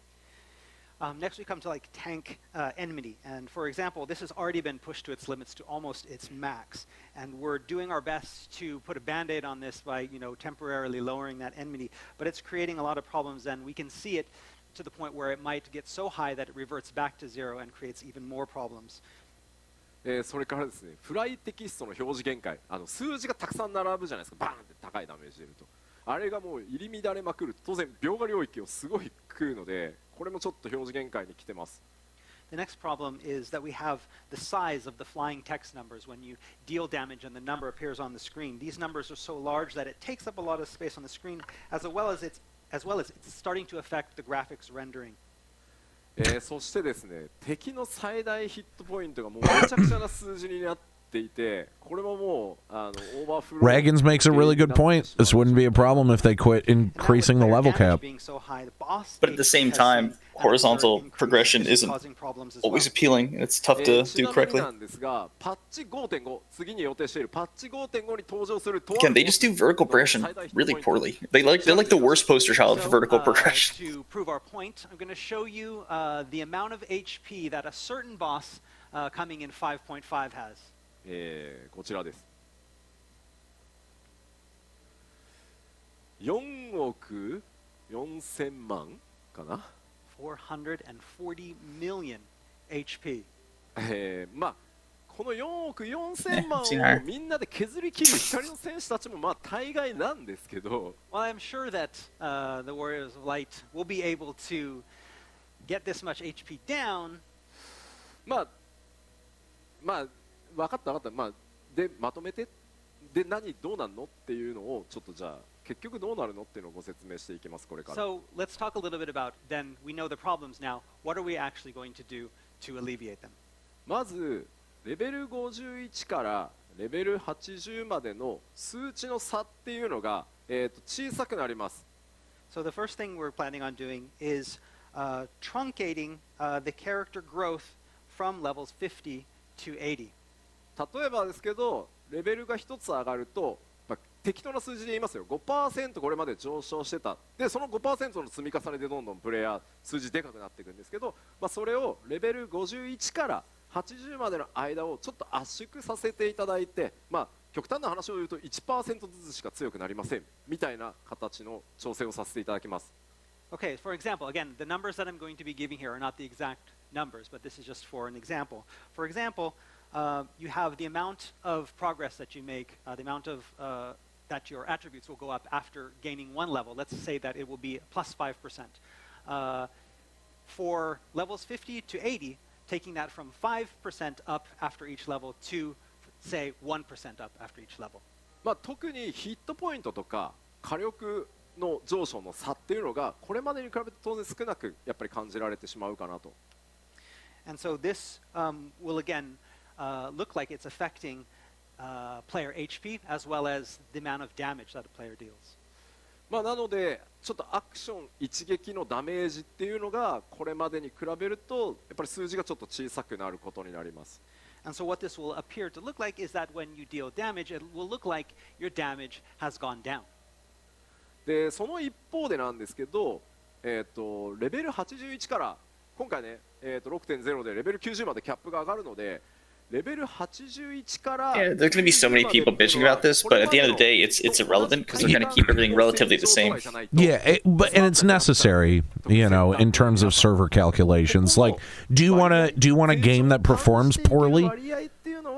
The reason Rags that they're taking so much time to explain this is because there's already people in the chat that don't understand not just programming but like why psychologically you wouldn't want to have these big numbers either. There's so many reasons, and they think they're getting nerfed. They don't get it. Yeah, people are dumb. You should know that. I'm sure you've dealt with enough dumb motherfuckers in your time. Like, yeah, they're jumping to conclusions. They're calling it a nerf. From a new expansion, from that raising of the level cap, that could also be problematic. And so what we want to do is we want to maintain that sense of progression between the levels 81 to 90. So while we will be truncating that progress from levels 50 to 80 and compressing that down from level 81 to 90, we will leave it in a position where it will feel the same as it does for every expansion for those final 10 levels, those new 10 levels. 同時にですね、やっぱり経験値の値も今ものすごい数字を扱っているので、経験値のネクストまでの経験値とか、そういった経験値も全体的にギュッて圧縮します。Experience point values are also becoming too large, and so we'll be lowering them as well. No, the rabbits will not be able to kill you, Zemless. That's not how this works. The XP needed to level up. なので次のレベルまでに必要な経験値もギュッと減りますけど、敵からもらえる経験値も減るんで、相対的に感覚は変わらないです。So again, relatively, it'll be the same. It'll be, however, you'll be getting less experience. Nothing is really changing. This is all an illusion, guys. もちろんね、拡張新しく出てキャップ上がるんで。Yeah, nothing functionally about the game is changing. All right, just making sure we're all on the same page. As we are releasing this new expansion, we are, going to make it easier to level up. So that is going to remain. で当然プレイヤーサイドの攻撃力ダメージとかねヒットポイント下がるんだからモンスターのヒットポイントやダメージっていうのも当然それに応じて小さくなります。And again, this is not only for the players, because player HP and attack numbers will be going down. We'll be doing the same thing for monsters as well, and so relatively everything will remain the same. で結局どうなるかっていうと。プレイヤーが弱くなるわけではないですよと。扱う数字は小さくなりますけど、体感の感覚、やり取りしているものに関しては変わりませんと。So what we want everyone to remember is that this is the character not getting weaker. The numbers are going down, but relatively everything is staying the same. ただ一つだけ、制限解除という遊びがございまして、レベル例えば80の状態で、過去のコンテンツへ、強いまま行くみたいなやつに関しては今よりもクリアが難しくなってしまうと思います。There is one thing, however, that will be slightly affected by this change, and that is playing as undersized parties. For example, as level 80, going back and playing some of the old content as an undersized party, this may become more difficult. ここはなんとかその、ね、遊びとしてその確立している部分もあるからなんとかしたいとは思ってるんですけど、今のところこれでなんとかなるだろうみたいなのがちょっとまだ見つかってないので、まあ、なんとかできる方法があればとは思うんですけど、ちょっとその部分に関してはちょっと今のところプレイヤーがねどうしても Dragon Lord, the only reason they can't just throw a K on there to reduce the clutter is because it wouldn't solve the programming issue. 数字のやり取りが小さくなるだけで Because programmatically it still have to do the プレイヤーが弱くな math. るわけではありませんよっていうのをご理解いただければと思います。Regarding these undersized parties, we understand this is a large portion of what a lot of players enjoy doing, and so we understand that this is still something that we need to address. As to how we're going to address this, we're still in the process of finding that, and so that's something for the future. Otherwise, we want to, again, reiterate the fact that while the numbers here are going down, the player is not getting weaker. It's all relative. さて大体まずこのデノミネーションのところは大丈夫かな。 So for downscaling values, I think that's about it. 大体今のレベル80のですね、僕の黒魔同士のファイジャー530のファイジャーで大体5万キルぐらいダイレクトもクリティカルも入らなければなんですけどダメージ。 So to give you an example, currently my own player, I'm a black mage at level 80 with item level 530. If I use Fire 4 with no crit and no direct hit, I deal about 50,000 points of damage. 大体それがですね、1万ぐらいかな。 We expect this to go down to about 10,000. でまあ、そこからレベルが上がっていくとまたいつもの拡張のレベル1個ずつ上がっていった強くなった感覚っていうのは、やるので、まあ、大体5分の1ぐらいだと思ってもらえればと思います。 Of course, this will go up as the level goes up, but think of it as about reduced about 80%, down to about a fifth of what it normally was. でこれはやっぱり長期運営をやっていく上ではちょっとどうしても避けられないポイントなので、今日冒頭ねお話したようにこれからもっともっとファイナルファンタジー14続けていきます。だから今回やったとしてもまた10年ぐらい経つともう1回デノミネーションさせてくださいというタイミングが来てはしまうと思います。でも長く続けていくっていう意思の表れだと思って、ご理解いただけると大変助かります。 As we mentioned at the top of the announcement showcase, is that we expect Final Fantasy XIV to continue for many, many, many years in the future. And to ensure that we can do that, this is one of the things that we feel that we need to do. And that said, possibly another 10 years down the road, we might have to do this again. But yeah, for sure. Basically, we want. Yeah, I mean, they just got to skip ahead a few pages in Blizzard's playbook that they're holding. They'll be fine. Having the lifespan of It's not gotten to that chapter yet. Keep going for many, many, many years. はい。ではもう一つ、システムのお話をします。 All right, and then we have one more battle system update. Okay. I'd like to mention. So arbitrary. Q14 からですね申請した時表示がなくなりつつも生き残ってきたこの装備なんですが。 Many of you remember back from 1.0, we had this item. It was there, and even though it was removed graphically, it remained. ついにですね削除ということになってしまいました。 But the time for belts, the belt era, is over. まあ現状グラフィックスに影響がないっていうのとアクセサリーとしてね How are you supposed to keep our pants up? It's 低 ridiculous. いことからとにかくこの帯防具って人気が Seriously though, like it's so で arbitrary. あまりチェストワークはでも他と一緒だしアライアンスレードではもう邪魔だからドロップしないようにしてくれとか言われたんですよね。もうじゃあ今回消そうということになりました。 So again, as you know, belts have no bearing on players' outward appearances. Their stat values as accessories is pretty negligible, and they're not. And because of that, they're not a very popular piece of equipment. Yet they take up the same amount of space in our armory chest as other equipment. And we've even had lots of fans ask us to just stop dropping them in alliance raids because we don't need them. でリングはっていう声もね結構今コメント多いんですけど、 And 指 then a 輪 lot は of people also complaining, talking about the rings, but 指輪もすごい検討したんですけど、やっぱり左右別々のグラフィックスの指輪をつけるっていうことでおしゃれに使ってる人っていうのもいるので、今回はやりませんでした。 And regarding rings, while we did consider this, we also understand that a lot of players, because you can put them on both hands and you can actually graphically see them on your players on both hands, we decided that we're going to not do that this time. で結局どうなるかっていう説明をしていきます。 So we need to explain what's going to happen with this removal of belts. まず 6.0 以降、帯防具は装備不可になります。 So at the beginning, at the launch of 6.0, belts will no longer be equipable. そして装備中のまま 6.0 を迎えた場合には自動的に外れて遺失物管理人という NPC が預かることになります。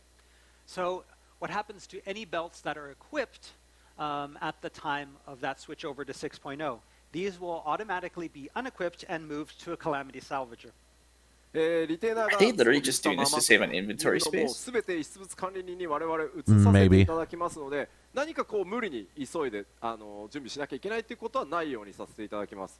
This includes retainers as well, so there is no need to rush and unequip any belts before that transition to 6.0. Everything will be moved to the Calamity Salvager automatically. マテリアをね外しておきたいという方は外しておいていただきたいです。 However, materia, if you want to remove Yeah, like they're making materia this from it, you should from do an that aesthetic perspective. before It's like 6.0. で、各コンテンツから、それからあと交換とかからですね、帯防具一切排出停止となります。 Also, belts Yeah, will Dark no Flux, that's the longer only thing I drop can think of is that any they're duties, using this as an and they'll be excuse to give them more room removed from to Elegant Tonestone expand the chest as exchanges. opposed to actually, you know, じゃあ improving their 分かったよ infrastructure. 腰防具なくなるのはもう分かったよと。じゃあその腰防具の35枠どうすんだよと。 Okay, so now that we know that the Yep, there we go. belts are being eliminated, what happens to those 35 slots that the belts took? 15枠を主武器に、そしてもう15枠をリングの方に回してそれぞれを50枠ずつに拡張します。 The plan is currently to take 15 of those 35 empty slots and allocate them to main arms, main weapons. Another 15 will be allocated to rings. で、おいおい5枠残ってんじゃねえかよっていうところはすいません、これからもなんとか枠を拡張していく努力のためにもですね、5枠ちょっと一回リザーブとして僕らに預けてください。 And so there's a lot of people saying, well, wait a minute, 15 plus 15, that's 30. What about the other 5 slots? What's going to happen to those? We're going to take those and we're going to save them for a rainy day in case something happens. So we're going to keep those in reserve. for What? now. Okay. すいません、よろしくお願いします。 Sorry, but thank you. They're literally squeezing out their 近づいて the きた amount ら of ね space they また詳 have. しくトピックスでお It's 知 really ら weird. せしていこうと思いますので、ぜひチェックしておくようにしてください。 We will have a more Can we get a detailed tech talk from their explanation of the programming team? removal belts, in an upcoming topics. I need to know what spaghetti code they're では writing. ですね、そろそろ、今日お伝えできる情報っていうのも、少なくなってきたんですが、ここで、長期的に作ってきた新しいシステムを最後に、お伝えして終わっていこうかなと思ってます。 All right, so we're nearing the end of our announcement showcase, but we have one more system-related thing that we'd like to talk about that we've been working on for a long time. こちらデータセンタートラベルという仕組みを、現在開発中でございます。 Oh, well, Aniero, if you want an ERP, now's your shot, right? New system called the No. Data Get over Great. Balmung. Oh, これはです good. ね、今 Little day Final trip? Fantasy XIV に存在している、ワールドを超えて、別のワールドへ遊びに行くワールド間テレポっていう仕組みがありますが、 So all of you know about the current system that we have that allows players to move around between worlds called the World Travel System. それをですね、ちょっと全くそれと同じ機能っていうのはちょっと Yeah, Ramos, the way they send the network packets around with data is really inefficient. ログアウトは必要なんですけど、キャラクター選択画面から他のデータセンターへ遊びに行くっていう新しい仕組みを今回、開発中です。So while this won't work exactly the same way as the world visit system, we hoped that it can be similar, although it will require, again, changing the system outside of the game and then logging back in. その代わり他のデータセンターへ遊びに行った場合に、フリーカンパニーとかリンクシェルのチャットができないというちょっと、ワールドカンテレポよりは制限が強いんですけど、友達に会いに行ってパーティーを組んでコンテンツへ行くみたいなことっていうのはできるので、また改めて詳細にできることできないことっていうのの一覧がまとまったら皆さんにお伝えしていこうと思います。何はともあれデータセンターを超えて友達のところへ遊びに行けるシステムだと思ってください。And so there will be a lot of restrictions with this, possibly even more than there are currently with the world visit system. However, this will allow players to move freely to other data centers temporarily and party up with their friends, take screenshots, have a lot of fun. まあ結構ね、経済どうなるのって方いらっしゃいますけど、ワールドカンテレポの時も皆さんそう言ってたんですけど、実害ほぼないので、ちゃんとシミュレーションをします。ご安心ください、ぜひね。So there are some people that might be worried about what effect this might have on data center and world economies. There was the same worry back when right before we started the world visit system as well, but it turns out that the change, the effect was negligible. And of course, we're going to be doing some simulations to make sure that that's the case here, but we don't feel that it will affect adversely the economies. さて。Yeah, exactly, Lloyd. The system restrictions that actually matter for core gameplay probably won't be fixed, but so I think that I guess the casual social interaction will be fine. ちょっと待って。Hold on, hold on. よ。なんか知ってる人の声する。I think I've heard that voice before. もう一 Oh, shit's つ the boss. 何かですね、皆さんにお知らせしてないことがあるんじゃないの？ Are you forgetting something important to tell our players? 重要なお知らせですよ、重要なお知らせ。Something really important. 社長。It's the CEO. はい、あれを表示して。これ Show it on the よろしく screen. お願いします。何？また。Okay. PS5 Yoshi P's like, fuck. 版の God damn it. オープンベータ。はい。 4月13日から開始します。So the Final Fantasy XIV PlayStation 5 version Congrats, console open beta players. will begin on Tuesday, I April guess. いや、ねえじゃないですよ。Yeah. No, I mean, it's positive for What's them. going on here? Yeah, it's fine. I mean, PS5 版のオープンベータ開始します。 Yes, the PlayStation 5 version open beta will begin soon. これ次のパッチと同じ日なんでしょ？ And this is the same day as the next patch, right? 嘘でしょ、こ No, れ。 you can't say that. 言ってなかったんだっけ？言ってないですよ。 I パ have- ッチ 5.5 の日付は、ちょっと、まあ、 We haven't mentioned the release date for 5.5 yet. That was ああ、そう。 Fucking spoilers. だけど、まあいいよね。 Well, it's okay, right? 同じ日です。 So it's on the same day. この日にやります。まあちょっと準備を一生懸命やってきた PS5 版ね。I mean, we've been working on it, yes, but それともう一つね、大事な、せっかくだからね、PS5 版の動画持ってきたので、ぜひ皆さんに見てもらいましょうよ。I actually brought some footage from this PlayStation 5 version. はい、じゃあ流してください。お願いします。Play the video.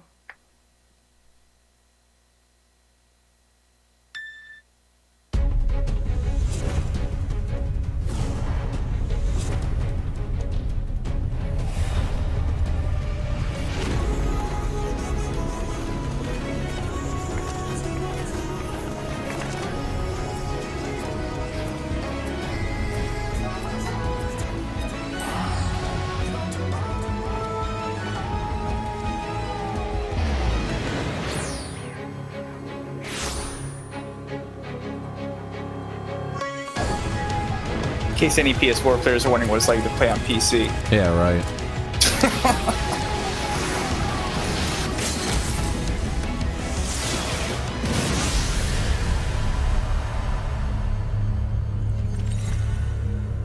Yeah, when they say 20 mil, they mean registered accounts. That is not active players, guys. Don't read into it. しかもパワポ用意されてんでやんの。Oh, and you even こ made れ a すご PowerPoint. いんでしょこれ。 I heard it's quite amazing. いやいやいやいや、す Yeah, ごいですけど。 it is amazing, but じゃあパワポ。Do you see that cliff, that little note at the bottom? ざっくり説明させて。The what? Further graphical updates are planned for future updates. Oh. talk about Yeah, it. that one. まずですね、今回 I'm pretty confident that refers to the fact that they're going to do some sort of graphical update with the expansion, and therefore the PS5 version will also get that, since it's like fairly good hardware. そしてね、今 So whatever PC improvements they're making for graphics, they'll probably get that too. PS5 版そのものからキャプチャーしている映像になりますが、まあ超高速ロード PS5 売りです。 They're not going to drop PS4 support for a while. It's not nearly as constricting as PS3 was. Yeah. PS3, just so everyone knows, had 256 megabytes of usable RAM for the game. Right. Like that's insane. Dude, that's legitimately crazy. Yeah, like the whole PS3 system had half a gig of RAM, and you can only use about half or a little bit more than half for your game. Like that's why the game is designed to load everything to disk. In case you guys are wondering why everything's segregated with loading screens, that's why. Just fun technical fact. As you know, the PlayStation 5 is an extremely powerful They literally system, couldn't put it in memory. that will help us significantly improve the frame rate for the PlayStation 5 version. Like remember when they would bitch about like not putting things in the UI before? Yeah. Yeah. That's why. Yeah. Like we literally don't have a megabyte to spare.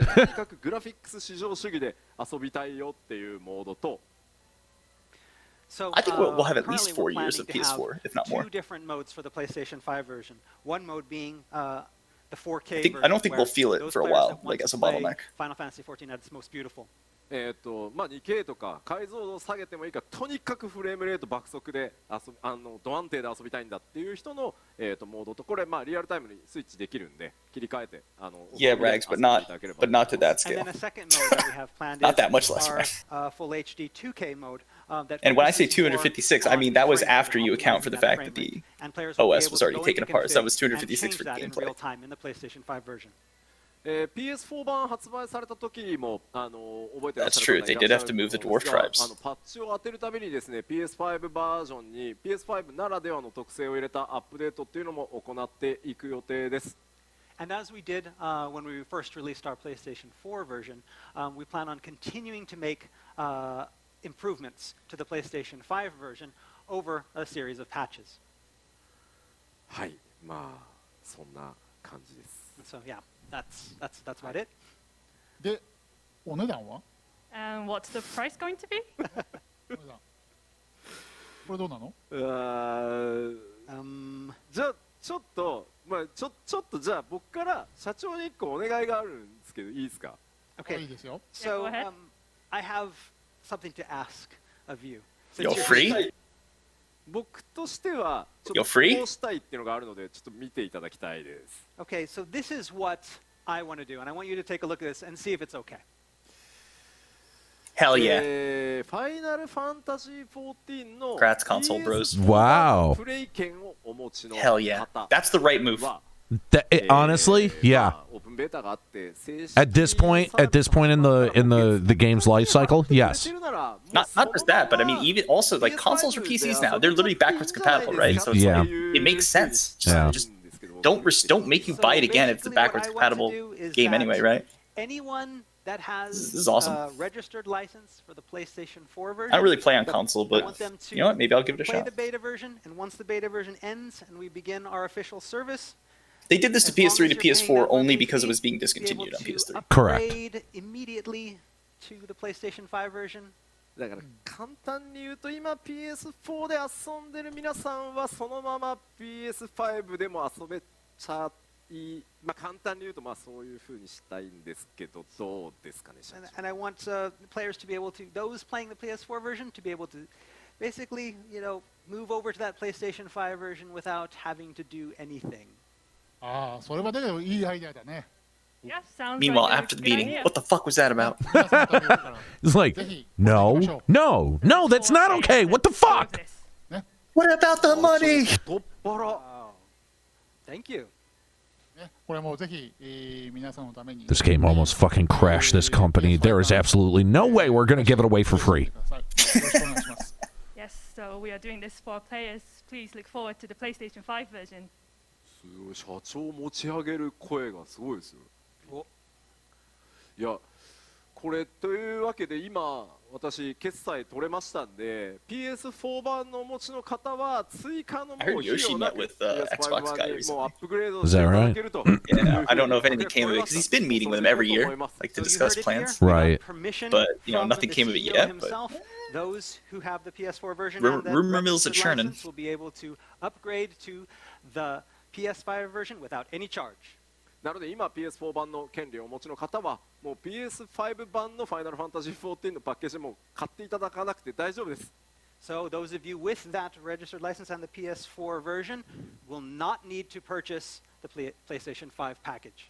ですのでもうなんとか本体だけ手に入れてください。I might actually update my PS4 version so I can play it on my You'll still Vita. need to try to find a PlayStation 5.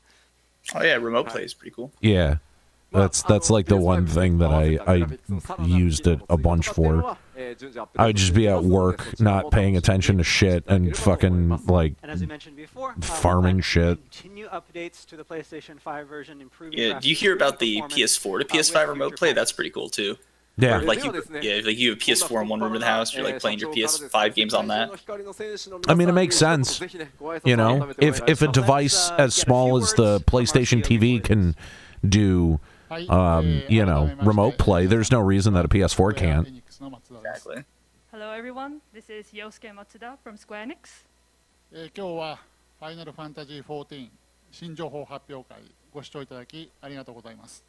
Thank you very much for tuning in to Final Fantasy XIV Announcement Showcase. ここまでいろいろなたくさんの情報がありましたが、今のPS5 のオープンベータ、それからこれからもまた情報があるようですので、ぜひ最後まで、楽しんで、ご覧ください。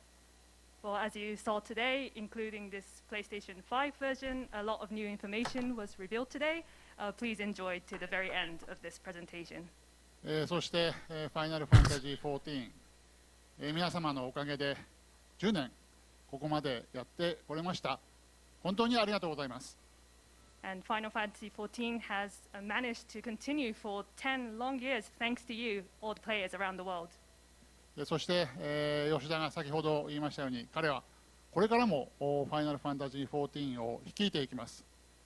そして開発チーム一同、ゲームをもっともっと盛り上げていきますので、ぜひこれからもファイナルファンタジー14をよろしくお願いいたします。ありがとうございました。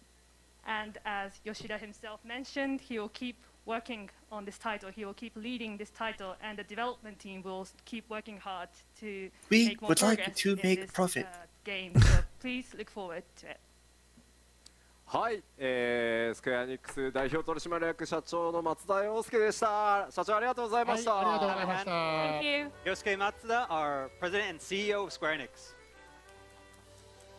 Lloyd, I'm so much more elitist than Nika. Don't even compare me to that casual. Don't even. Come on, that's insulting. ましたけど、プレイステーション5版もぜひ楽しみにしてください。 Yeah, we weren't expecting to announce that today, but we will be releasing the PlayStation 5. The fucking Xbox guy walks out on stage. Whoa, whoa, whoa, whoa, whoa. One more announcement. We also have Keanu Reeves. It's like, wait, what? イメージしておいてもらえれば大丈夫かと思います。 More information about the open beta will be revealed in an upcoming topics. But long story short, if you have that Oh, man, I PlayStation gotta 4 pee. version and the PlayStation pee 5, so you'll be able bad. to play it almost immediately once the beta begins. すみません、ちょっと時間をオーバーし気味ですが、本日の新情報発表会はここまでとさせてください。ただ、まだまだ隠しネタが存在する行月のフィナーレ、エンドウォーカーですが、次の情報公開、ファンフェスで行っていこうと思います。All right, and so we're already over our time limit here, and while we still have a lot of information to talk about, we're going to leave that for future events and the fan festival. So we have one more thing to show you. こちら2021年5月15日16日、2日間で行うアラウンド・ザ・ワールドと題して全世界グローバルに向けたデジタルファンフェスティバルをやっていきます。 And so our final announcement today is about the Final Fantasy Fan Festival 2001, our digital fan festival around the world, which will be held on May 15th and 16th this year. まあ、いつものファンフェス通り2日間丸14尽くしの、ファンフェスをやっていこうと思います。もちろん、音楽のステージも2日間しっかり用意してやっていこうと思ってます。And just like all of our live Final Fantasy fan festivals, we plan to have 2 days full of content, including live concerts. Oh boy. で、まあ、もちろんデジタルなので全世界に配信もしますし、まあ、可能であればねリアルで集まってもらえる方には来てもらうっていうのも考えたいですし、僕らもそこだけじゃなくてちょっとねゲームの中でもみたいな感じで丸2日間モニターとかゲームを通して14を楽しめるファンフェスをやっていこうと思ってます。And while we're planning to have this fan festival again online, so all players all around the world can attend. Possibly even players that are here in Japan might be able to attend in person. We'll see if that is allowed. But we want to have a full 2 days filled with a Final Fantasy experience, packed with content, have it feel like an in-game type of event. そしてですね、ライブストリームで世界中にと言いました。ですので、もうすべて音楽コンテンツも含めて今回はすべて無料で視聴していただけるようにします。And so, because again it is going to be online, we want to tell everyone that this stream in its entirety, including the concert. You know what's sad though? I wish they were doing that content creator thing they did a while back. That was kind of cool, where they had the content creators try out the jobs and they got to make videos about all the job changes. I don't remember that. When was that? Yeah, they had like Happy and a ton of other like YouTubers and streamers there. That was that Stormblood or Shadowbringers? I don't remember which one. Chat knows probably. Did we make a joke about how we were slighted for it? Because that sounds like something we would do. I think you guys were invited but couldn't go or something? Or you weren't invited. I don't remember if you guys were not invited or couldn't go. Just one thing though about the live performances, because it does involve we did? people that are not affiliated with Square-Enix. I know, I vaguely recall. That after the stream, while the stream is free, kind of surprising stream, actually. It might not be archived, so make sure that you catch the stream in real time. I think it was just really bad scheduling or something at the time. They're worried that we're giving too much. It might have been when we were shifting our focus over to Checkpoint, so it just didn't hit my radar. So those of you who are willing to pay, we have something for you to pay for if you like. Oh my fuck. This, of course, this is not required. This is if you would like it. 前回ね、クラウドのフェンリルというバイクファンフェス記念として販売開始しましたが、今回ルナホエールというマウント、発売開始させていただく予定です。So as you remember, with our last fan festival, we had Cloud's bike Fenrir. For this digital fan festival, we're planning to have this mount, the Lunar Whale. King Brohaman, hey, they made your mom into a mount. We're actually used Yoshitaka Amano's original artwork as a base for this design. ちょっとこちらですね。いち早く完成しているので動画をお持ちしました。Actually, this has already been completed, and so we have a video to show you. Take a look at it. Oh, good.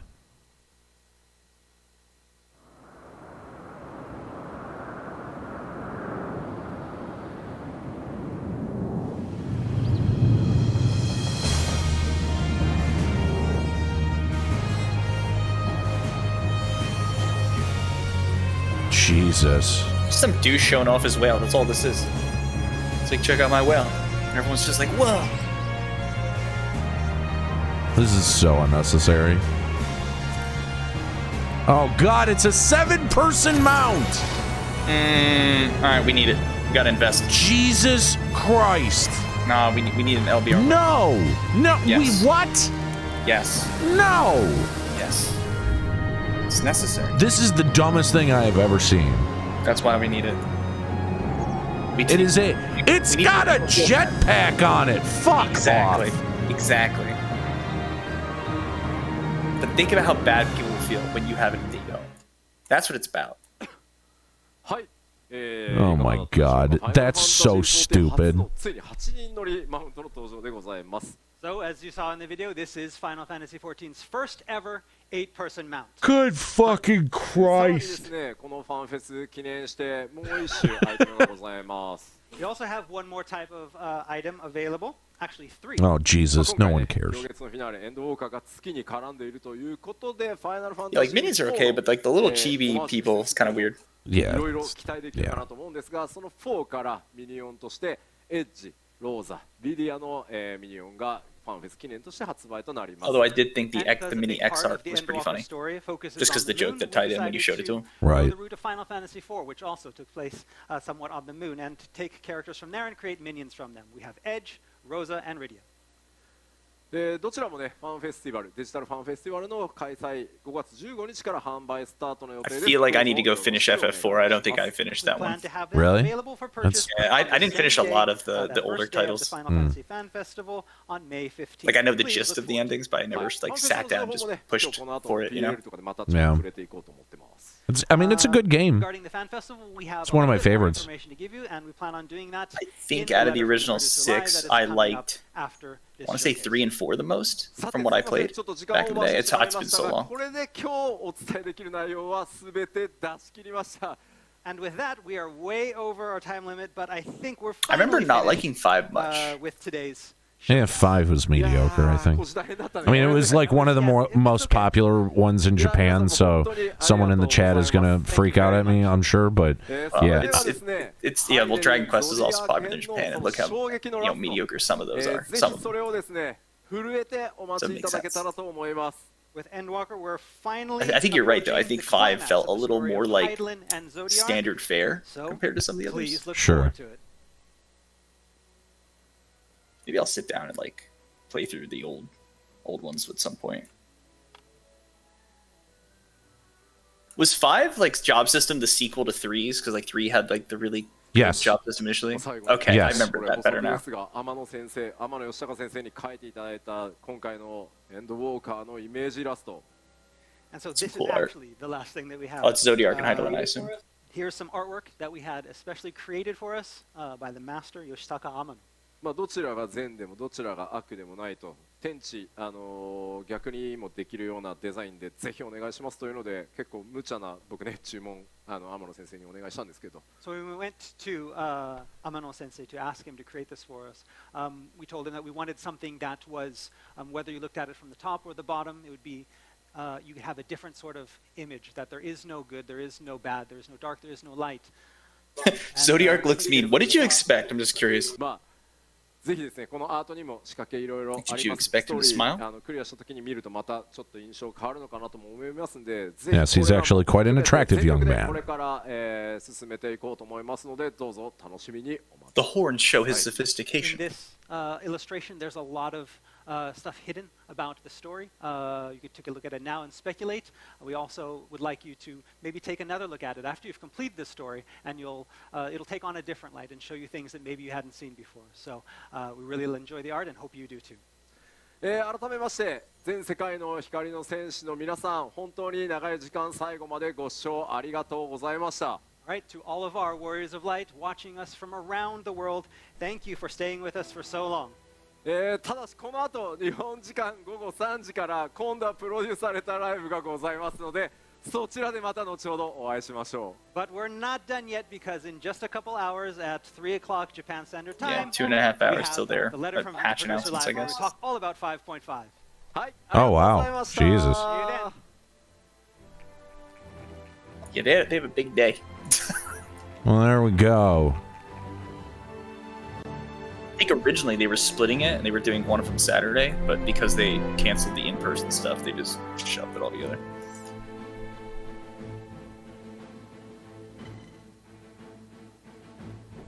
So chat, what'd you guys think? Personally, the only thing that really threw me for a loop was the removal of belts. I'm still confused. Yeah. I'm not exactly sure on that one. Yeah, no, I'm not doing that. I have to pee so bad. Guys, share your thoughts.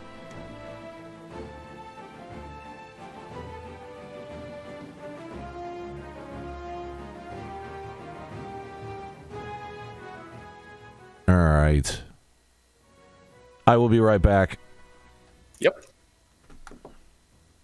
throwing up by the way, hang on. Before people start to clear out, because I'm sure inevitably people will start to clear out, I want to remind everyone, Sunday at 8 p.m., so that's Sunday, February 7th at 8 p.m., we've got a special presentation going down here on the channel.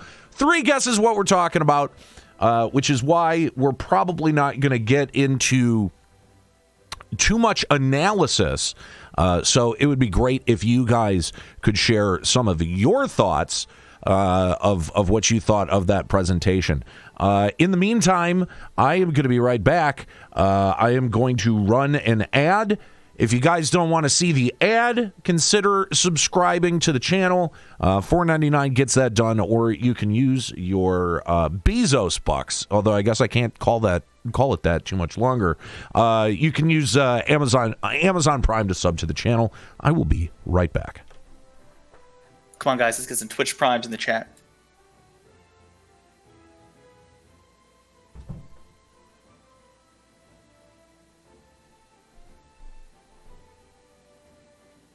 I'm not gonna lie, guys, I'm not over the belt thing. It's gonna take me a while. I'm really not over the belt thing. Just feels like such a cop-out for, like, expanding their storage.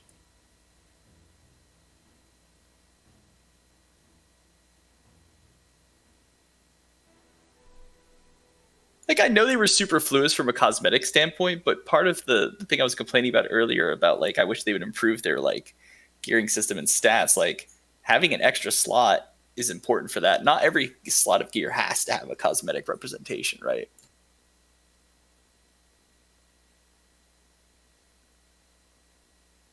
I don't even have capes.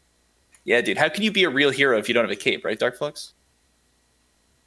It's not that I particularly care about them removing the belt because I wanted a belt. It's just I wish I don't. It just feels so arbitrary and needless, and it's one less, I guess, decision point in terms of picking your stats. And if they were to tweak that system, it's good. You know, that's kind of a weakness. That's all. All right. You prevailed. Yeah, Volkai, I saw that. Thanks for the screenshots in the Discord chat. So if anyone wants to see the screenshots for the presentation, Volkai dumped a whole bunch into our general chat in LBR Discord. All right, so let's talk a litlittle bit about what we saw. Because what I saw was a job that uses glass dildos, a beastman tribe that is elephant people, and gold saucer updates. I mean, nothing else really hit my radar other than that. I'm going to be honest. For me, it was, I mean, obviously the Sage job with the dildos, obviously 10 out of 10. But outside of that, someone did say, I think the elephant people might be from Spirited Away. I don't really know. Like, they might be inspired by that. But yeah, the belt thing's bothering me, man. The belt thing's bothering me. So what is it about the belt thing that is bothering you? It's just removing a decision point. Like, why remove a slot of gear? That's all it is. It could have been any slot. It's like, why remove a decision point? Well, I think I would be a little bit more concerned to the fact that they're talking about rings are going to get the same fucking fate. Yeah, it's true. I mean, like, what does this development team have against gear? And again, you're right. It's less decisions and customization, but at the same time, though, if it is basically a foregone conclusion that my gear is going to be sourced from one of 3 areas, either crafting, tomes, or raiding, then what's the point? Like, you're not farming for a fucking defending ring in this game. So, like, if that's the case, is that slot as meaningful, right? Because, like, you think back to FF11, you had some great belt pieces. You know, I was actually thinking, like, oh shit, there was a lot of, like, haste belts that people really got very competitive over. And with that being the case, in 11, and they, apparently have so much less of a value here in 14 that the dev team thinks that they don't even need to fucking exist. Like, and they're not wrong. And I think that's the core problem, though, is that you're right. Within the current system, it technically does not matter that they're removing belts and potentially removing rings, right? You're right. In the current system, it doesn't fucking matter because that's how cookie cutter their setup is. It's literally one less piece of gear that I have to grind for. You know what I mean? Like that's less tomes that I'm gonna have to spend. That's less runs that I'm gonna have to do of whatever raid I'm trying to get gear out of, right? Like it's just having to do less, and I'm curious why the dev team thinks that that's what MMO players want in an MMO. I think this is just a common design problem where you have a knee-jerk reaction to player feedback. Because think about what's happened. They've designed a system where people weight cosmetics higher because the gearing system is so simple, right? That's problem number one. Right. Because of that, people go out to farm old gear. That's fine. Lots of MMOs have transmog or glamour systems, right? Sure. But now they go to this whole content. They get these items that drop that don't give them an appearance, belts. And then they wonder why they're there, and they complain to Square, and Square goes, oh, that is a problem. What's the best way to solve that problem? Well, we could just get rid of belts. Hey, you know what? If we got rid of belts, we'd have more storage. That would solve our other problem. Oh, dude, we're solving two problems right now. So, I mean, you're right. There's no critical analysis there. You're right, and I mean, because their justification for not removing rings yet is that they do have a physical representation on the character model. So it seems like they're paying more attention to the aesthetic choices that people are making as opposed to the actual fucking stat choices, which is so fucking counterintuitive for an MMO. And even beyond that, if you just follow that train of thought I just laid out, I think they've been doing this a lot. Like, I think they just have a problem where they don't go to the root of an issue ever. You remember the initial implementation of link shells, and then eventually they were like, yo, you know what, we're gonna do cross-server link shells? They never actually expanded the link shell system. They just added another system on top of it called cross-world link shells. It's like they never want to go back to like the root technical debt or the root issue of something and then fix it and expand it so it's ready for the future. They just add new things on top or just strip it out. No, I mean, and to be fair, like there is a lot of stuff that you can break by trying to fix existing code. I mean, Fallout 76 is a wonderful example of that. Every time they fix something, they cause 4 more fucking problems. So maybe from a design standpoint or from a coding standpoint, that's not the worst idea that they've ever had. But you're right. A lot of their stuff seems to be very driven by player feedback, even if it's not the most insightful feedback. You know what I mean? And it's like, and Adam, you're bringing up a point where it's counterintuitive at first glance, but what gear choice is there really? But that's the point I'm trying to get at. They're not going back to the root issue, which is gear choice doesn't matter. Yes, right? Yeah. If they went back to that root issue and solved that first, then the feedback that comes out after that's the real feedback. That's the root. Then you really know if it's the cosmetic stuff you need to focus on or if it's something else, right? They don't really know. Right. They have these root issues that they're just ignoring, and they're trying to solve ripple effects that come out of it, and they're not ever getting down to the core, and that's just going to cause more problems over the years. Absolutely. I mean, one of the things that I've always said that I think that they should do is if they know where the eye level is going to end up at the end of an expansion cycle, at the end of 5.5 or 6.5 or whatever. They know where it's all building to. I don't understand why there has never been anything to output that eye level gear early.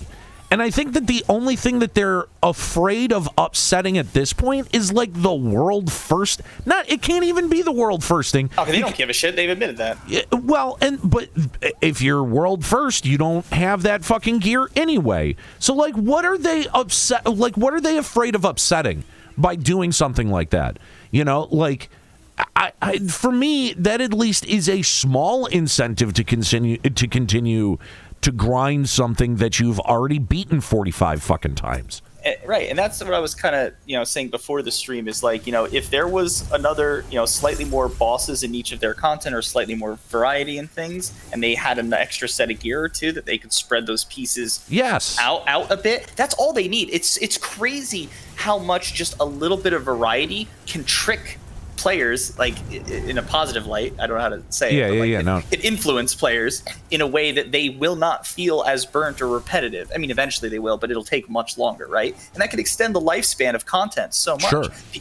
Like, people complain about the vertical treadmill, but I mean, on the flip side, the vertical treadmill feels extra bad when it lasts about a month, and then you're kind of like, well, I guess we're done here. Well, and exactly. And that's why, again, I keep advocating for a system like that, because then you're getting gear that's relevant, from the moment that you get it, and it stays relevant all the way through the end of an expansion cycle. And that's a difficult thing to be able to do in a modern MMO.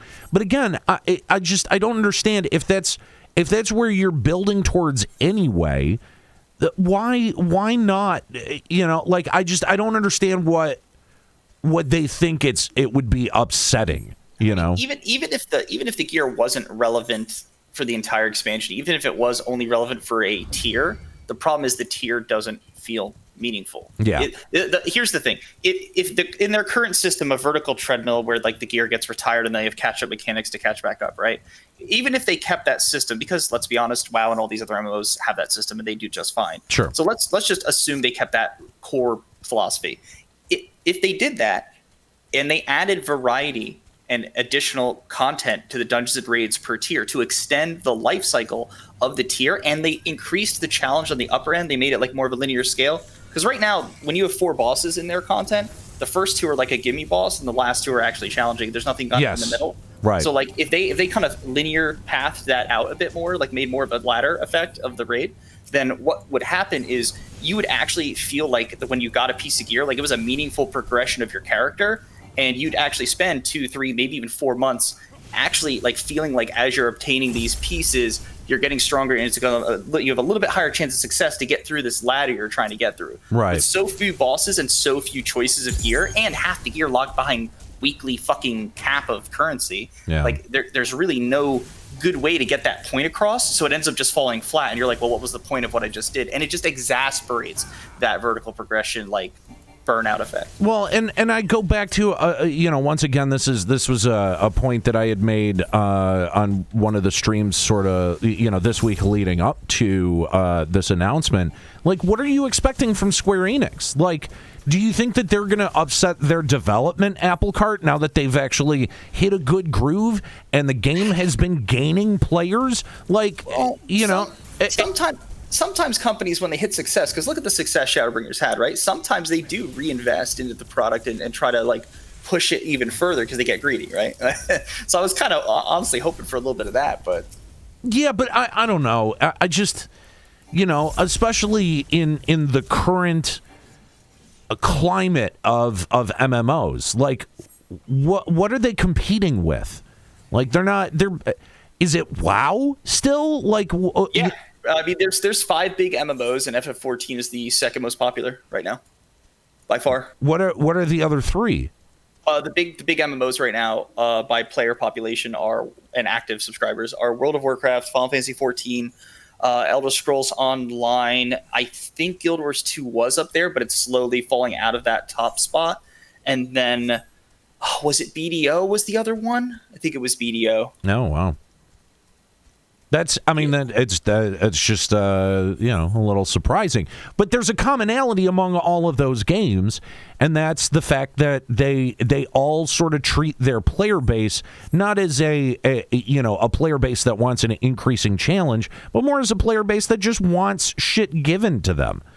Some of them. It depends. I think that. My point is I think that is identify, like that is intrinsic among most modern MMOs. Yeah, I think most modern MMOs at the very least don't want to force the average player that's playing to have a lot of time commitment. That's a definite. Yes. And I think how they approach that varies. I think some of them do a good job of offering kind of a scaling gameplay where it's like you could be on that spectrum. Elder Scrolls Online is very good at that. Yeah, like Elder Scrolls Online is one of the few MMOs doing horizontal progression mostly correctly. Yes, I agree. Cool. I agree. Yeah, because it's pretty much all set bonuses, right? Because it's the same power strength. Yes. More or less. Yep. Yeah. Yep. Yeah, so that's interesting. That's one way to take it. I think the only MMO that I've seen do vertical progression mostly correct is probably WoW right now, and that's purely because that's mostly what they spend their time on, right? Sure. They spend their time on core gameplay. They don't really care about the story. It's like the reverse of Square. It's like the inverse. Like Square's got this incredible story and presentation, and WoW's just like you press buttons and the buttons are fun. That's really it.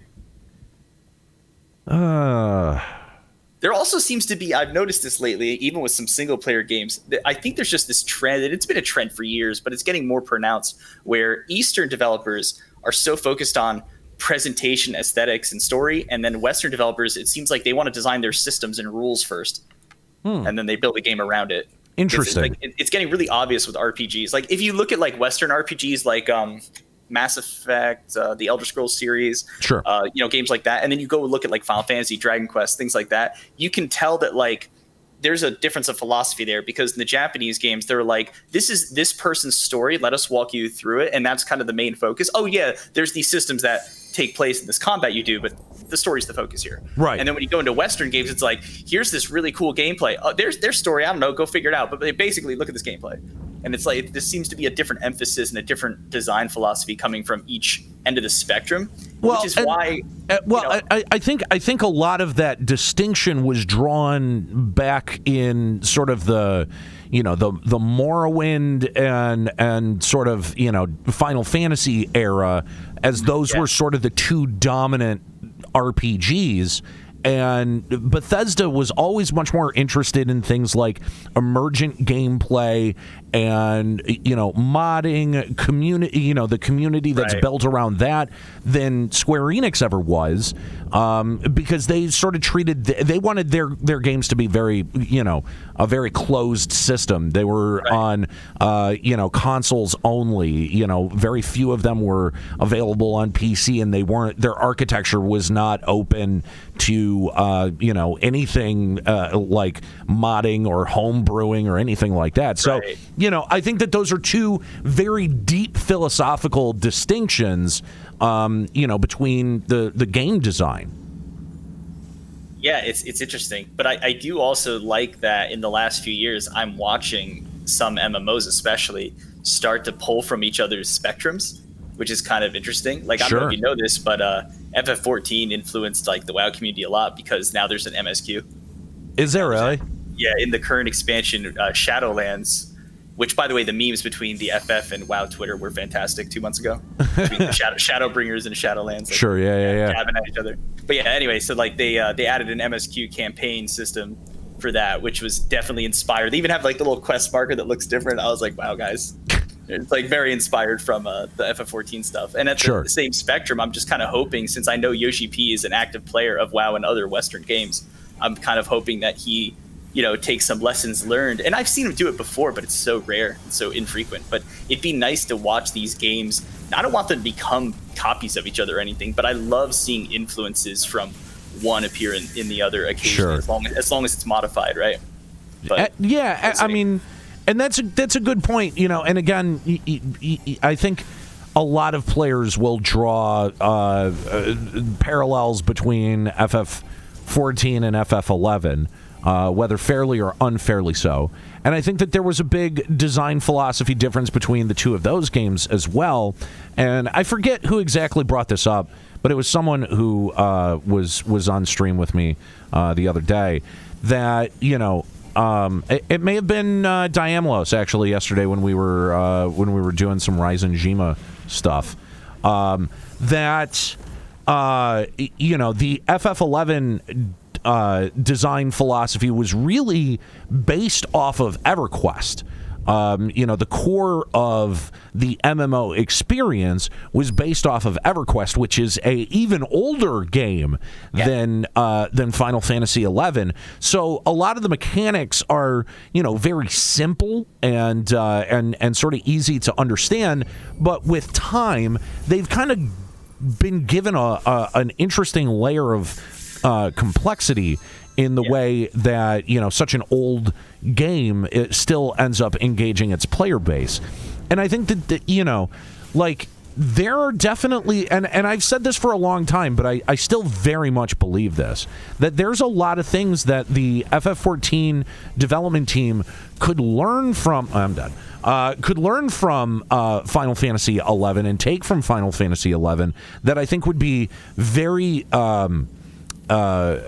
welcomed and actually kind of ported easily to FF14. I think that's definitely true, but I think unfortunately the design philosophies seem to be antithetical to each other. Like, you're not wrong.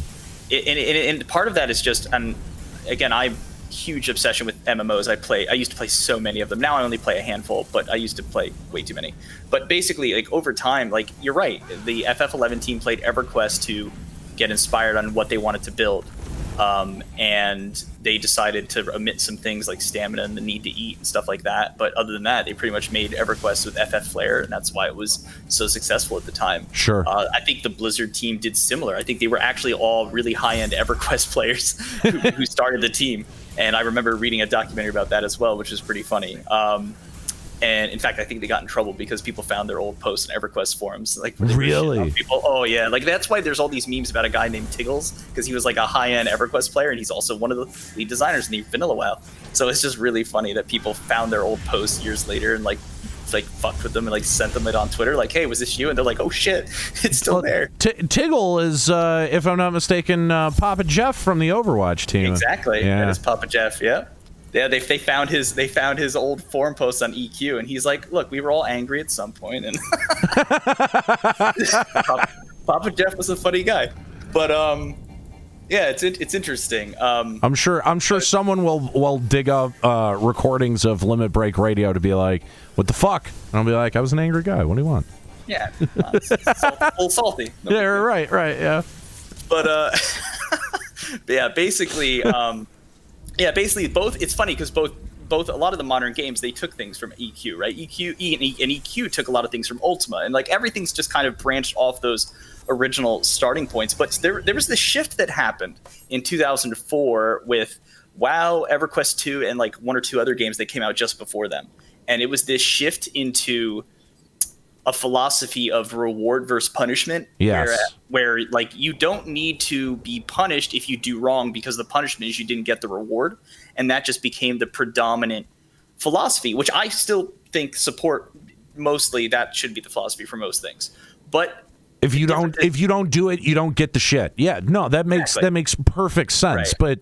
But I think there were so many goddamn forum posts of like, I don't think I'll ever be able to do Kieran, and I'll never get my end body. You know what? Fucking I have never gotten a fucking end body in FF11. You know what I mean? Fuck it. Right, and that's the problem, right? It's that philosophy when it started out was fine, but it kind of converged to the point of absurdity. The only reason like I don't hate WoW right now is because they've split the difficulties up to segregate me from the fucking idiots. That's like fair. that. Like if it wasn't for that, I'd be dying, and that's why it sucks to go into like the 24-mans in FF14 sometimes, because you're sitting there going, oh hell, not again. That's more stressful than the 8-mans half the time. Yeah, people don't know what the fuck they're doing. And it's, but it's funny too, because I remember that, the guy in charge of League now, he used to be in charge of WoW back in the day, Ghostcrawler. Oh, yeah. He started playing WoW again, and he's been posting about it on Twitter. It's been really funny because he disconnected from it for like 6 years. Oh, no shit. And he starts commenting on it again, and he goes, and people ask him, like, what's your biggest regret? He goes, I wish we never created Looking for Raid, which is like this easy tourist mode. It's basically what FF14 has for 24-mans. Yeah. You queue up with like 25, 30 people for a very dumbed down version of the raid. It's like a tourist mode practically. It's so dumb. And he goes, I wish we never did it. It was the dumbest thing we've ever done, and it ruined a lot. Like it took away from what was supposed to be something that required challenge and coordination and just gave it to everybody. And it's like, it's super awkward. Yeah. I mean, well, I worry the 24-mans do that in this game, because it's like, they think about how cool Ivalice was, like aesthetically, right? Yeah, that? absolutely. And in the Nier stuff's pretty cool too. And it's like, that's great. I would love to get in with a group of 20-something people and actually coordinate and try to really take down those encounters on a challenging difficulty. But instead, I'm restricted to herp derp, whoever I can find, and it's just this kind of like mishmash of just watch Netflix and do it at this point. It's like, yeah, I think that I mean I think you're right. Anyone who's looking for even halfway challenging content out of a 24-man is not going to be able to fucking find it. Right, and there's people now but they're like, but look, they just did a 48-man Savage, and it's like, that's awesome, that's a great step in the right direction, but you know what? Why is it not connected to the rest of the game? Why am I not gearing up to try to progress that content? Why am I not building my character to tackle this amazing epic 48-man raid? I mean, that makes no sense. That's fair. I mean, yeah. It does suck how they seem to segregate different parts, different pieces of content, different parcels of content by, like, interest. You know what I mean? Like, yeah, and it's okay to have some of that. You should be able to have these segregated systems as like little flavorful, casual things to do on the side. I support that as long as it's not to the detriment of the core gameplay. Right. But I feel like lately, and they've been just putting more and more and more effort into it, and it's like, okay, cool, but I'm not really satisfied with your core loop, your core gameplay loop. So it's a little awkward. Yeah, I'm with you there. So what was the thing that you saw that excited you the most? Probably the storyline stuff. That looks like such a cool plot point. Yeah, I mean, I was kind of 50-50 on whether or not I wanted the towers to be resolved by the end of 5.5 or whether they should play a bigger role in whatever was coming next. And it's pretty obvious now that I think about it. Like, they don't add things to the overworld that often, especially that large and impactful. Right. It's not like you can walk up to them, but it's visible in like 5 or 6 different fucking zones. So that's kind of a big deal. So yeah, I think it should have been obvious. Those that were hoping for a villain other than Fan Daniel and Xenos, I think were just living in La La Land.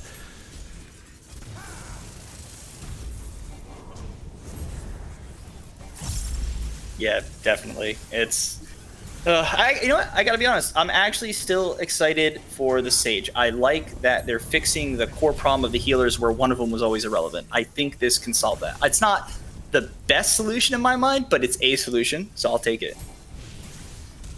I'm not sure how I feel about the aesthetics of the healer. I mean, the glass dildos are funny to laugh about, but I like some of the animations and effects. Yeah, I mean, but it's less important what the job is, and the fact that there's now a 4th healer where they can do a system where there's a slot for one kind and a slot for another, because the way it's been the last 2 expansions, some healer always got fucked. Like, if you liked Scholar in a certain expansion, or if you liked White Mage in another expansion, you just got the raw end of the stick. You know what I mean? Like, yeah. You weren't playing.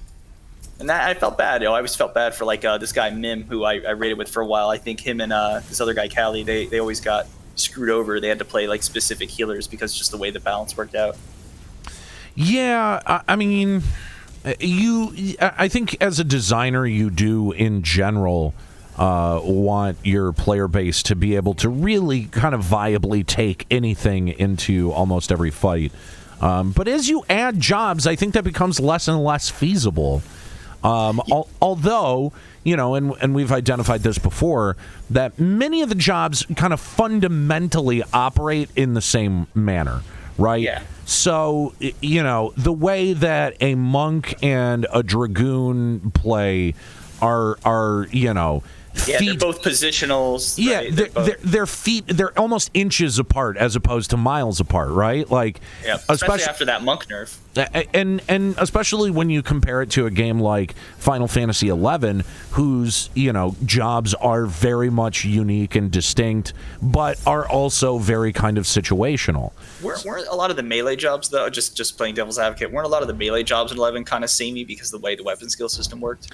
Yeah, I would say that's fair. Most physical. Just speaking of those in isolation, not the others. Most physical DPS was sort of interchangeable from one another. What's better to take in, Dark Knight or a warrior? What's the fucking difference? Right. Jesus, I am just dying like crazy to this thing. The one change they can make above all else, I think that'll help a lot of people. And I don't know if they're going to do this. I always tell myself they'll do it, and they don't. But I still hold out hope every expansion is I want them... They have a lockout system, the same lockout system as every other MMO. You go into a raid, it's a weekly lockout for your character, but they let you change jobs on one character. They need to change the lockout system to be per your job, not the character. Interesting. They need to be able to let you, if you raid on Dark Knight, I should be able to go on the weekend and go raid it with another group as Red Mage without changing my character. No other MMO would I ask for that because other MMOs, your class and your character are fixed as one thing. Right. But in a Final Fantasy MMO, it only makes sense. Why must I create a completely separate character to raid and do high-end content on another job? That's fair. That's totally fair. I think it's the number one quality of life change for anyone who actually actively plays the dungeons and raids a lot. You know what I mean? Yes, I do. What was the name of the expansion? It was End something. Oh my god, we just saw it. How do we click it out? Endwalker? Endwalker. Endwalker, okay. Shadowbringer, Endwalker. It's the trend. Sorry, I was updating the broadcast title. Gotcha. It was still saying that I was doing Bazoja until 8:30. That's a lot of Bazoja. Yeah, and I mean, it has been a lot of Bazoja because I've been doing it the entire time the announcement was going. Fair enough. Almost rank 10, so that's kind of neat. That's the minimum for the new content, right? I believe. Or is it 15? Is it 10 or 15? I think 10 was to participate in the last raid. Okay. Because I definitely didn't. I've not done it yet. Yeah, so I'm probably behind you. I'm probably rank 3 at this point. I gotta go check. So, new raid, original raid, something that involves Asians, presumably La Habrea. It's kind of nice they're not doing a collab. I think we needed a break from that. Oh, absolutely. Hands down. But the problem is that the last time we got something original, it was Alexander. And... Well, that was an 8-man. It's okay. Well, no, technically, I guess Omega was also original. Yeah. But, I don't know, man. I think there's nothing to be too concerned about just yet with the storylines for the raids. We need more information to judge, right? Yeah, I mean, I guess that's fair. I probably would have had, reservations about Shadowbringers too, so. Right. Yeah, I mean, dude, Shadowbringers was isekai the game. That was crazy. Yeah. It's just a whole new world. It's going to be hard for them to pull off that level of hype, I think, a second time. I'm sure this expansion is going to be good. I don't think it'll quite hit the levels of hype Shadowbringers did, though. So, let's see. Raz-at-Han is the small city, which means that we're also going to be getting a big city. A lot of speculation in the week leading up to this announcement that we would actually be getting Old Charlayan as a potential new zone, maybe a hub zone. What do you think about that? I mean, I think that would make sense. Especially everything that we have already been kind of told.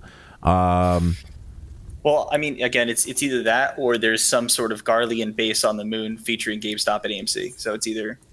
See, no, I mean, I think that, yes, the moon is going to factor heavily into this.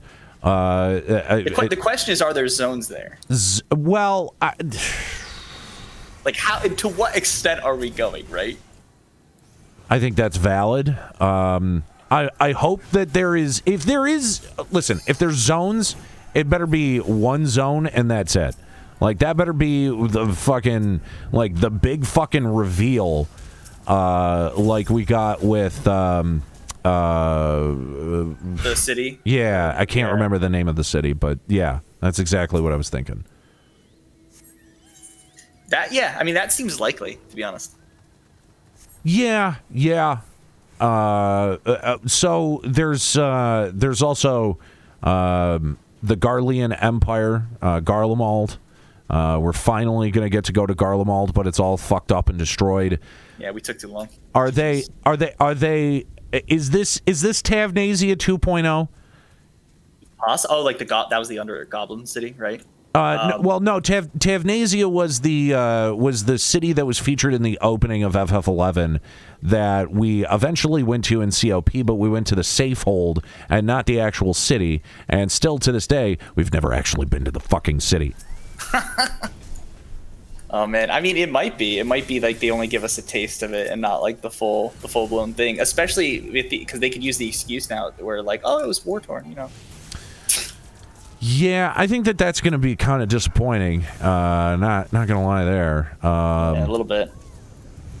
Yeah, I don't know how to feel. So we are definitely pushing into Islabard between what we've seen with Raz-at-Han and Garlemald.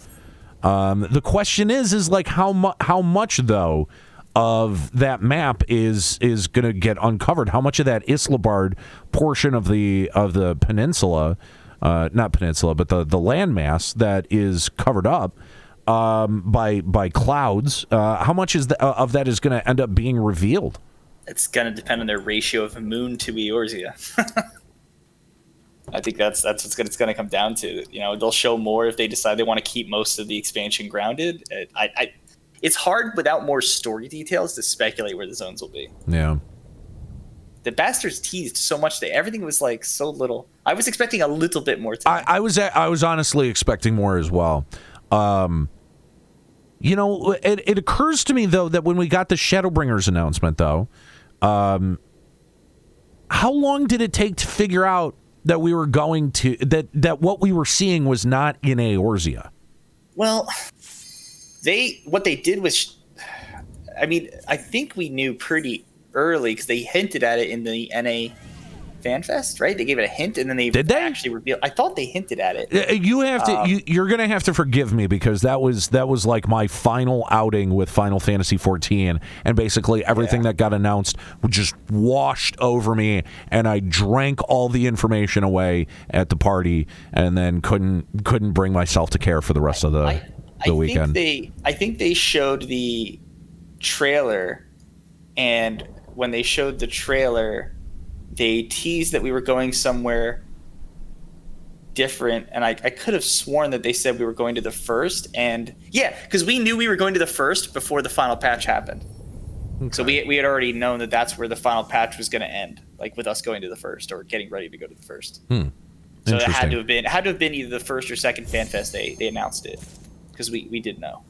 We didn't know how or why or what the hell was that going to be about, but we knew we were going there. And then they actually showed us details and some of the zones in the second FanFest, I think. Gotcha.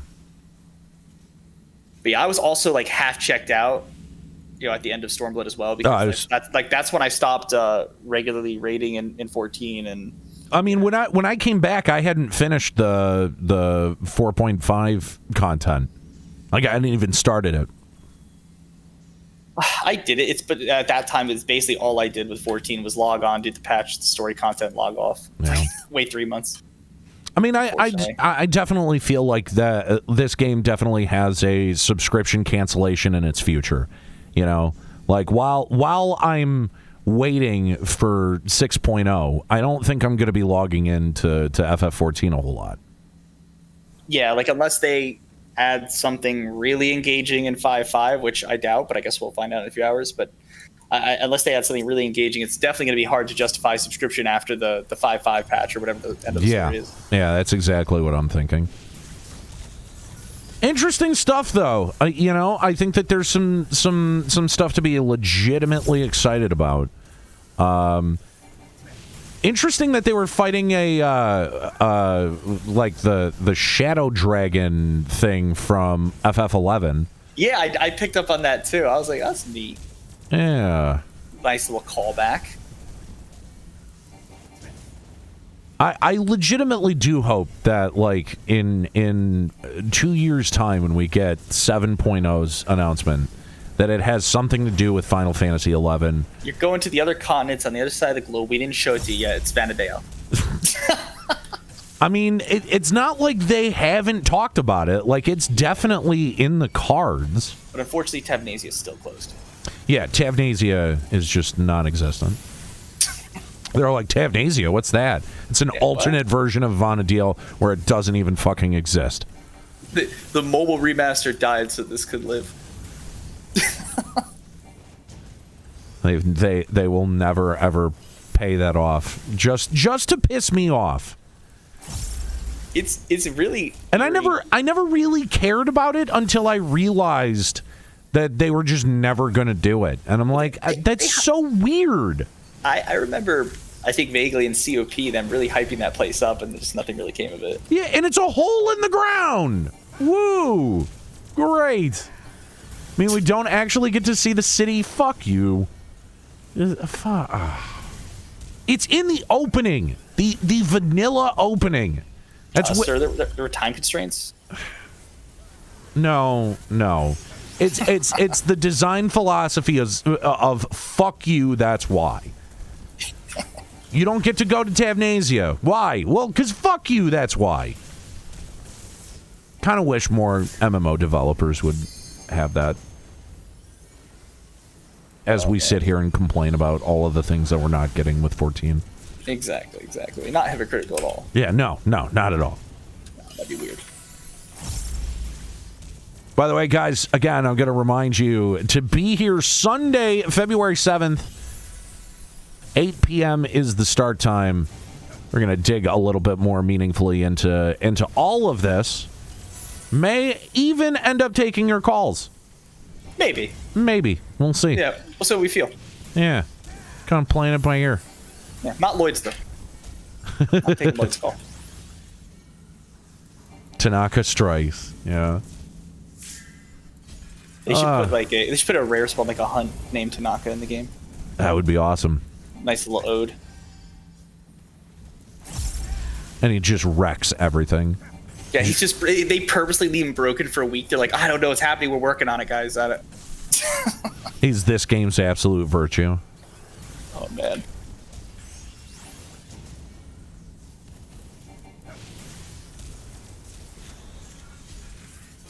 Chat room. I mean, Mika too.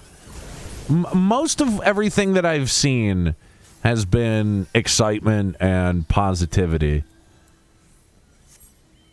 You know, most of what I've seen on Twitter has been very positive. Most of what I saw in-game chat was also very positive. Yeah, I think everyone's pretty happy with the current expansion. It's easier to have a positive outlook. Plus, we know we're still getting more information, right? I didn't see anything in there where it was like too negative. I mean, there were a few things like that fucking Leisure Island. I don't know what the fuck that's supposed to do. That seems like a goddamn waste of time and development. Other than that, though. Yeah, the Harvest Moon, Stardew Valley bullshit. Yeah. Other than that, no, I don't. Like most of what I get frustrated with is just like wasted development time on shit that's not necessary, that no one is going to care about like 3 months after it comes out. Fucking Lords of Verminion is a great example of that. You know, player housing, that doesn't piss me off because it's going to address a need temporarily that, you know, people have been complaining about. So I don't think that's a problem. I don't think that's negative. Yeah, no, not necessarily. Someone wants 11 to PS5. You're lucky it's still on PC. Yeah, dude. No, that's not gonna happen. That's not the play. I mean, listen. I think something is coming for FF11 for its 20th year anniversary. Yes, at minimum an announcement, if not actual product. And here's the thing: what can they realistically do with that game? They need to either remaster it or port it. That's all they're going to do. Remaster. Okay, now remastering new graphics, that's fine. You will get 100% of people that are currently playing FF11. But with the way that game fucking plays, do you honestly believe that Square-Enix believes that by remastering it, they're going to get new people? Probably not. I think they want to put enough money into it to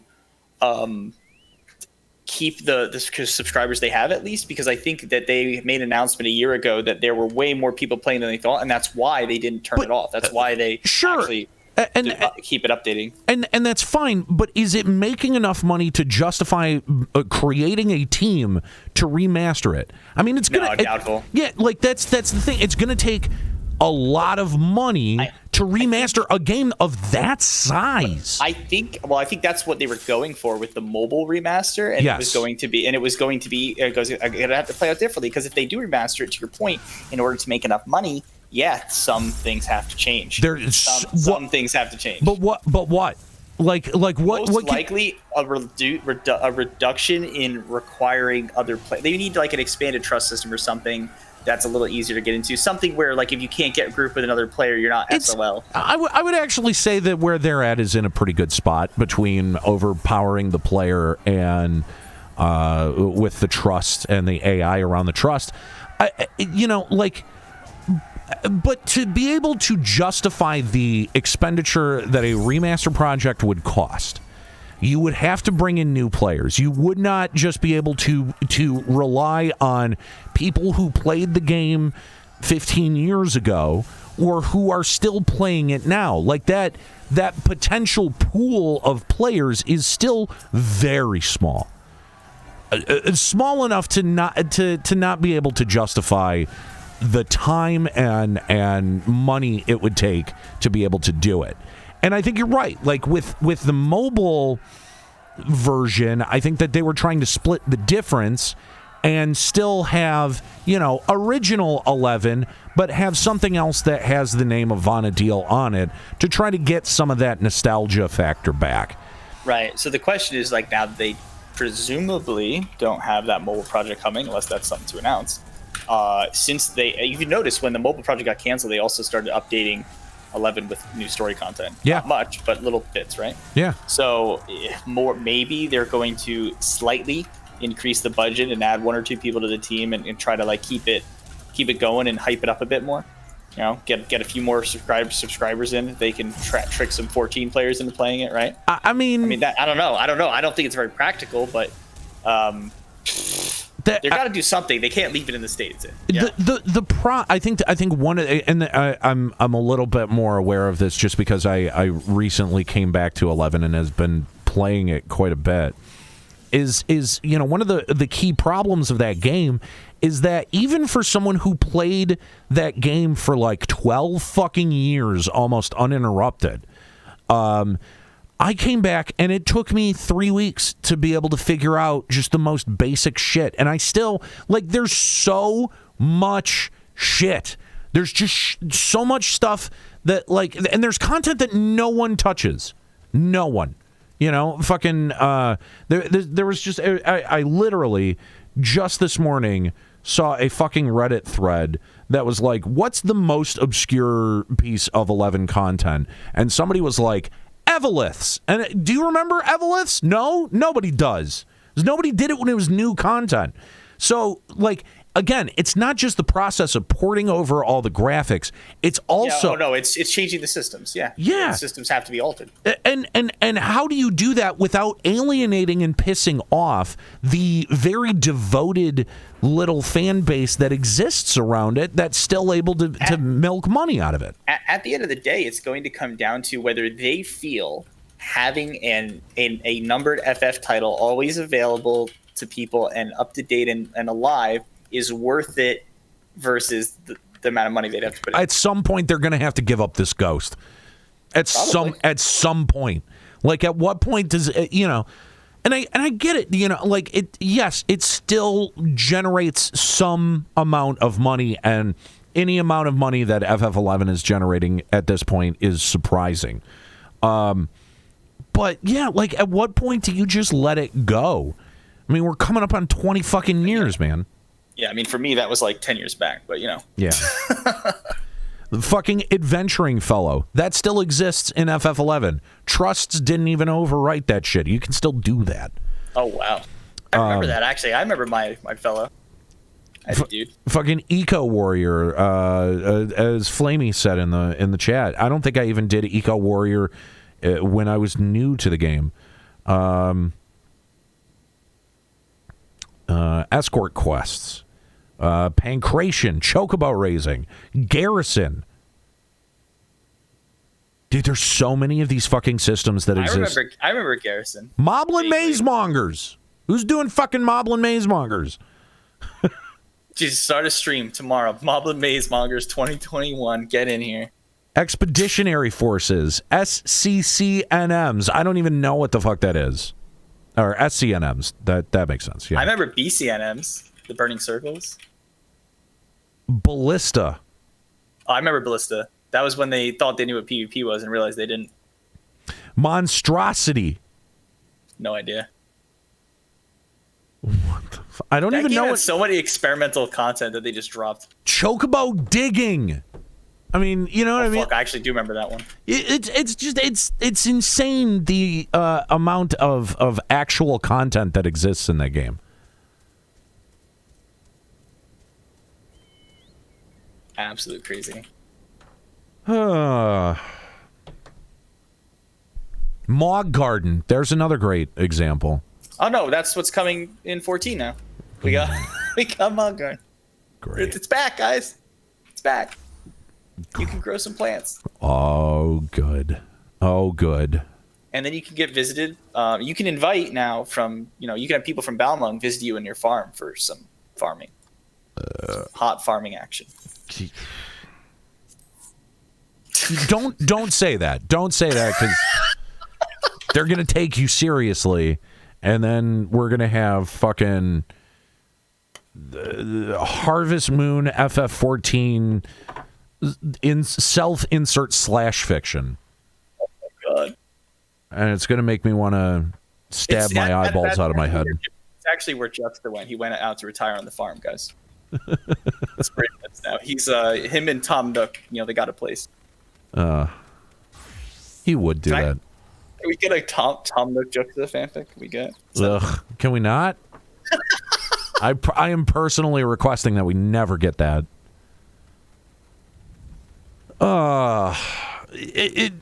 Yeah, interesting stuff. I'm gonna have to take a couple of days and really sort of take this and rewatch the trailer a couple of times. Really, definitely. I'm gonna rewatch it probably multiple times before our chat Sunday. Before Sunday, yeah. Analyze all the frames. I mean, FF14. They Square-Enix is pretty good about that. Like, they usually hide a good amount of secrets in their trailers, especially for FF14 because they know how people tend to dissect it. Hell yeah. Excited to figure out what else people are going to figure out even by tonight on like the 14 subreddit and stuff like that. Yeah. I mean, another physical DPS, that's interesting. Like what? Like what could it even be? I mean, if they made something original for the healer, makes me sort of think that whatever they're going to do for the physical DPS is probably going to be very rooted in Final Fantasy. Bank on a limited job. I don't think it's going to be one of the main jobs. Really? I could be wrong, but they've said in interviews in the last year or so that they haven't ruled out doing another one. So the question that's actually crazy considering how poorly Blue Mage was actually received.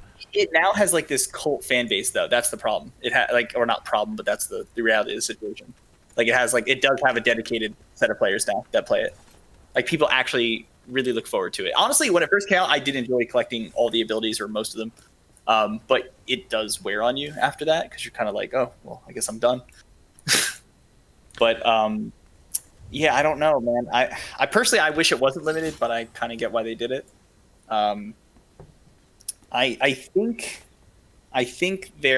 think it's going to be limited. I hope it's not. I hope they don't do the limited job again, but I just have this gut feeling. Man, if they do a limited job, well, like what would you expect to see? I would expect to see some variation on Beastmaster or Puppet Master, but I don't think they'll do Puppet Master because I think Yoshi P said in an interview, he's like, lol, no. I think Mr. Happy asked him or someone like that who really was into Puppet Master, and Yoshi P was like, no. That's pretty funny. He's like, who wants puppets? Like, I'm still kind of like a little bit surprised at the T-shirt that he was wearing. Yeah, they did add some sort of. Oh my god! If it is, what if it is a melee like Necromancer and he raises skeleton pets? That would be the most un-JP thing ever. Because again, that's necromancy, warlocks. That's a very Western RPG MMO type theme. Yeah, that's fair. They don't really do that in Japanese RPGs. You know what I mean? Yeah. It's not it is taboo in China and other Asian countries. So it'd be interesting.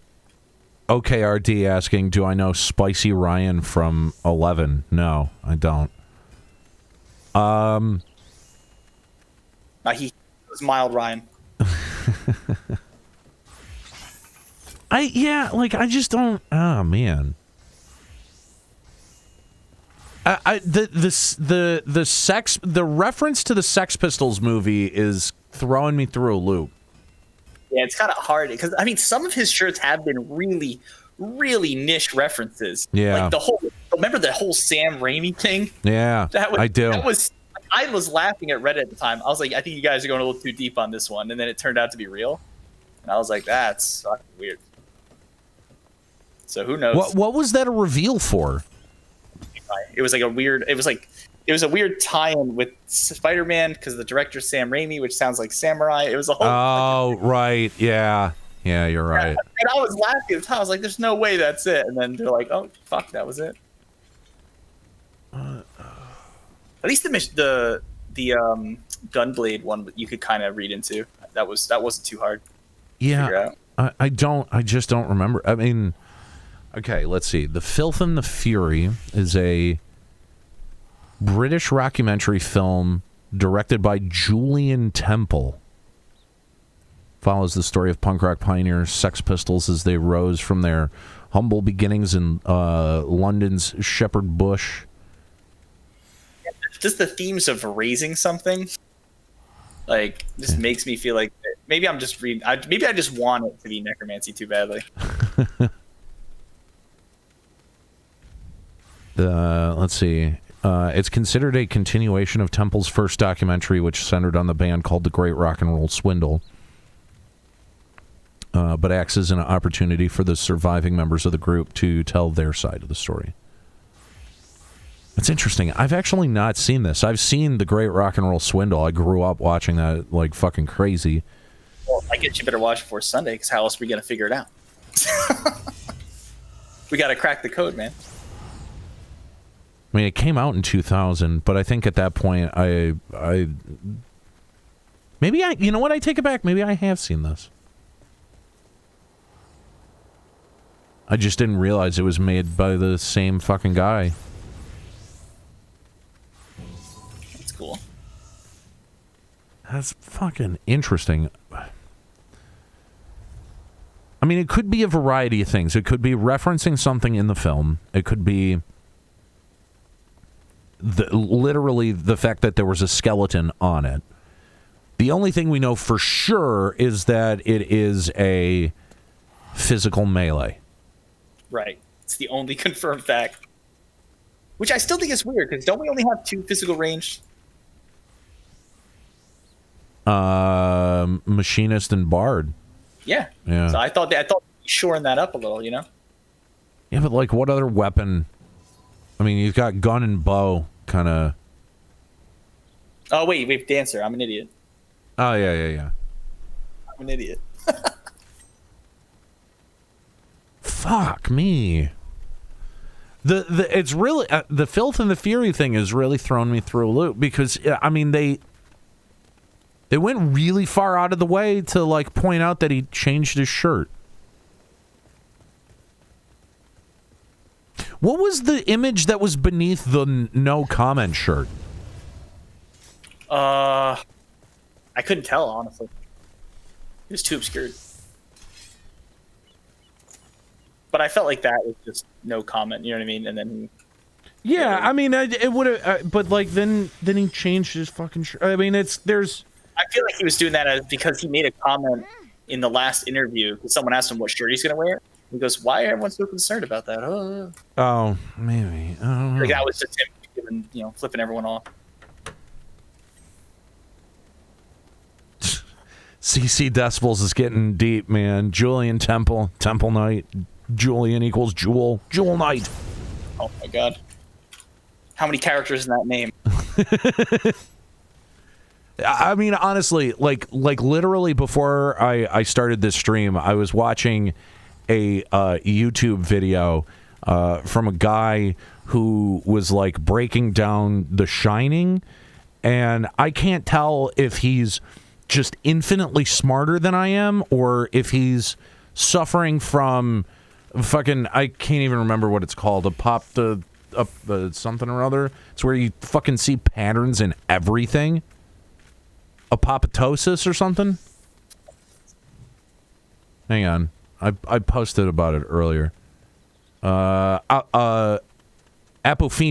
That's it. Where you just start seeing insane patterns and everything. 6 and 6, 12 Knights of the Round. Holy Knight confirmed. Oh my god.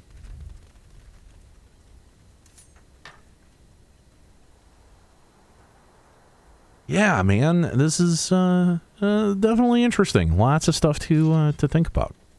It's odd that they're making us wait till May because normally the May event would have been just explaining new job changes and stuff like that. Well, I mean, keep in mind that their schedule was knocked off by COVID as well, so they're probably buying themselves some time.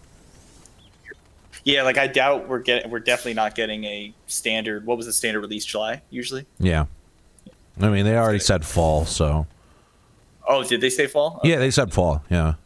I missed that. All right, so we're probably looking at September, October. Yeah, I was gonna say around October. Just get it right in before the holiday. Get those fourth quarter numbers up, Yeah. Ramos says the great FF14 illusion here is the Dark Knight Paladin dynamic between the Warrior of Light goes through. Maybe. I mean, I don't know that it's exactly symbolic that we're going from, the Dark Knight focused, the Dark Knight Warrior of Light to the Paladin Warrior of Light. I mean, yeah, it was the only tank we hadn't been. I mean, well, at the same time, though, like that could be everything is a reference to 4. Or not everything, but there's so much that is references to 4 that might actually, that might actually be a Cecil reference. Makes a lot of sense. That actually makes a shitload of sense right there. So they got us. So the setting from 4 that they're borrowing for 14 this time is going to be the moon, which is, I think, interesting. But also a little bit obnoxious. Well, let's see what the moon looks like. Right? It could be cool, or it could be really dumb. Yeah, I really don't know. I don't even know. I'm trying to visualize what they're gonna do. I have no idea. Like I know a lot of Zodiark's lore ties to the moon. So it, in some sense, if we're ending, The Asians are. That's where they hang out. Yeah, it is. I mean, it's kind of been speculated that space that they hang out in, where they've got the floating body of Zodiark with them, that may actually be inside the moon, because you go inside the Earth of Eorzea, and it's creating a whole fucking, replica of Dalamud inside. So, you got to sort of suspend your disbelief on what exactly, fucking celestial bodies are comprised of in the Final Fantasy series. I wonder then if, since it was rumored that our soul, right, was the 14th member that got kicked out, yes. right? Yeah. So I guess maybe we're just going to take our place then. Maybe. Take our rightful throne. There does... We're more whole now, right? Because how many shards got merged before the first? It was like 5 of them, right? God, I don't remember that specific plot point. So at that point, we were already 5 or 6 out of 14 pieces, right? Because it all merges back to everyone. That sounds right. And then we got an extra piece from Ardbert. So now we're like halfway there. We're like halfway to being whole. So we got to have like at least half Ascian powers, right? We're halfy. Dark Flux says 7 calamities. Okay, so that would be 8 then with Ardbert, right? Yeah. 8 out of 14 pieces. Yeah. It's more. So we should superpowers. Yeah. At the same time, though, there was also something interesting that was mentioned. It was sort of like a passing comment that the end times are going to be played out on Eorzea, like they were in Amarot, and that there's going to be a lot of intense, hope and prayer that's focused on the Warrior of Light. What's the chance that we end up having to use the power of a primal to be able to defeat whatever the fuck we're going up against? Zodiac or whatever. Yeah, or worse, they might do the whole neither Highlander or Zodiac are really evil, blah blah blah. And they have us ironically have us as remember they had us as the Warrior of Darkness doing the right thing, and now they're gonna have us as the Warrior of Light doing the wrong thing. Yeah. I don't know. They might try to do that inverted theme again. I mean, possibly. Is there another character that's sort of waiting in the wings to make their appearance? There might be lesser Ascians we don't know about. Yeah. But other than the lesser Ascians, there's no primary Ascian. All 3 of those are imprisoned or dead. And right. It sounds like with La Habrea, we're going to find out a bit more in the raid. When was the last time? When was the last time we ran into La Habrea? Was that at the Aether Chemical Research Facility, or? I feel like there was a time after this, but all I remember is when he took over Thancred and. Was that it? He was at least one time after that, and I can't remember what it was. That's what I was thinking. Is that there was the whole thing with. I just didn't give a shit about him after that. Oh yeah, so it was 3-0. It was in the ether. Oh yeah, no, he got sucked into Nidhogg's eye. Oh, okay. That was in the sword. Wait, is that why what's his name's back again? I don't know, man. Need more info. Damn it, Square.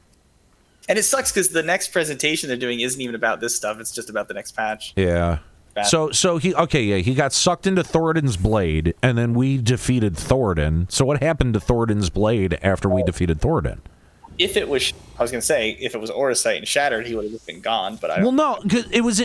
Well, if he was in Nidhogg's eye that then merged with the sword, I can't remember if that was a thing that happened or not. But didn't Estinian take both the eyes?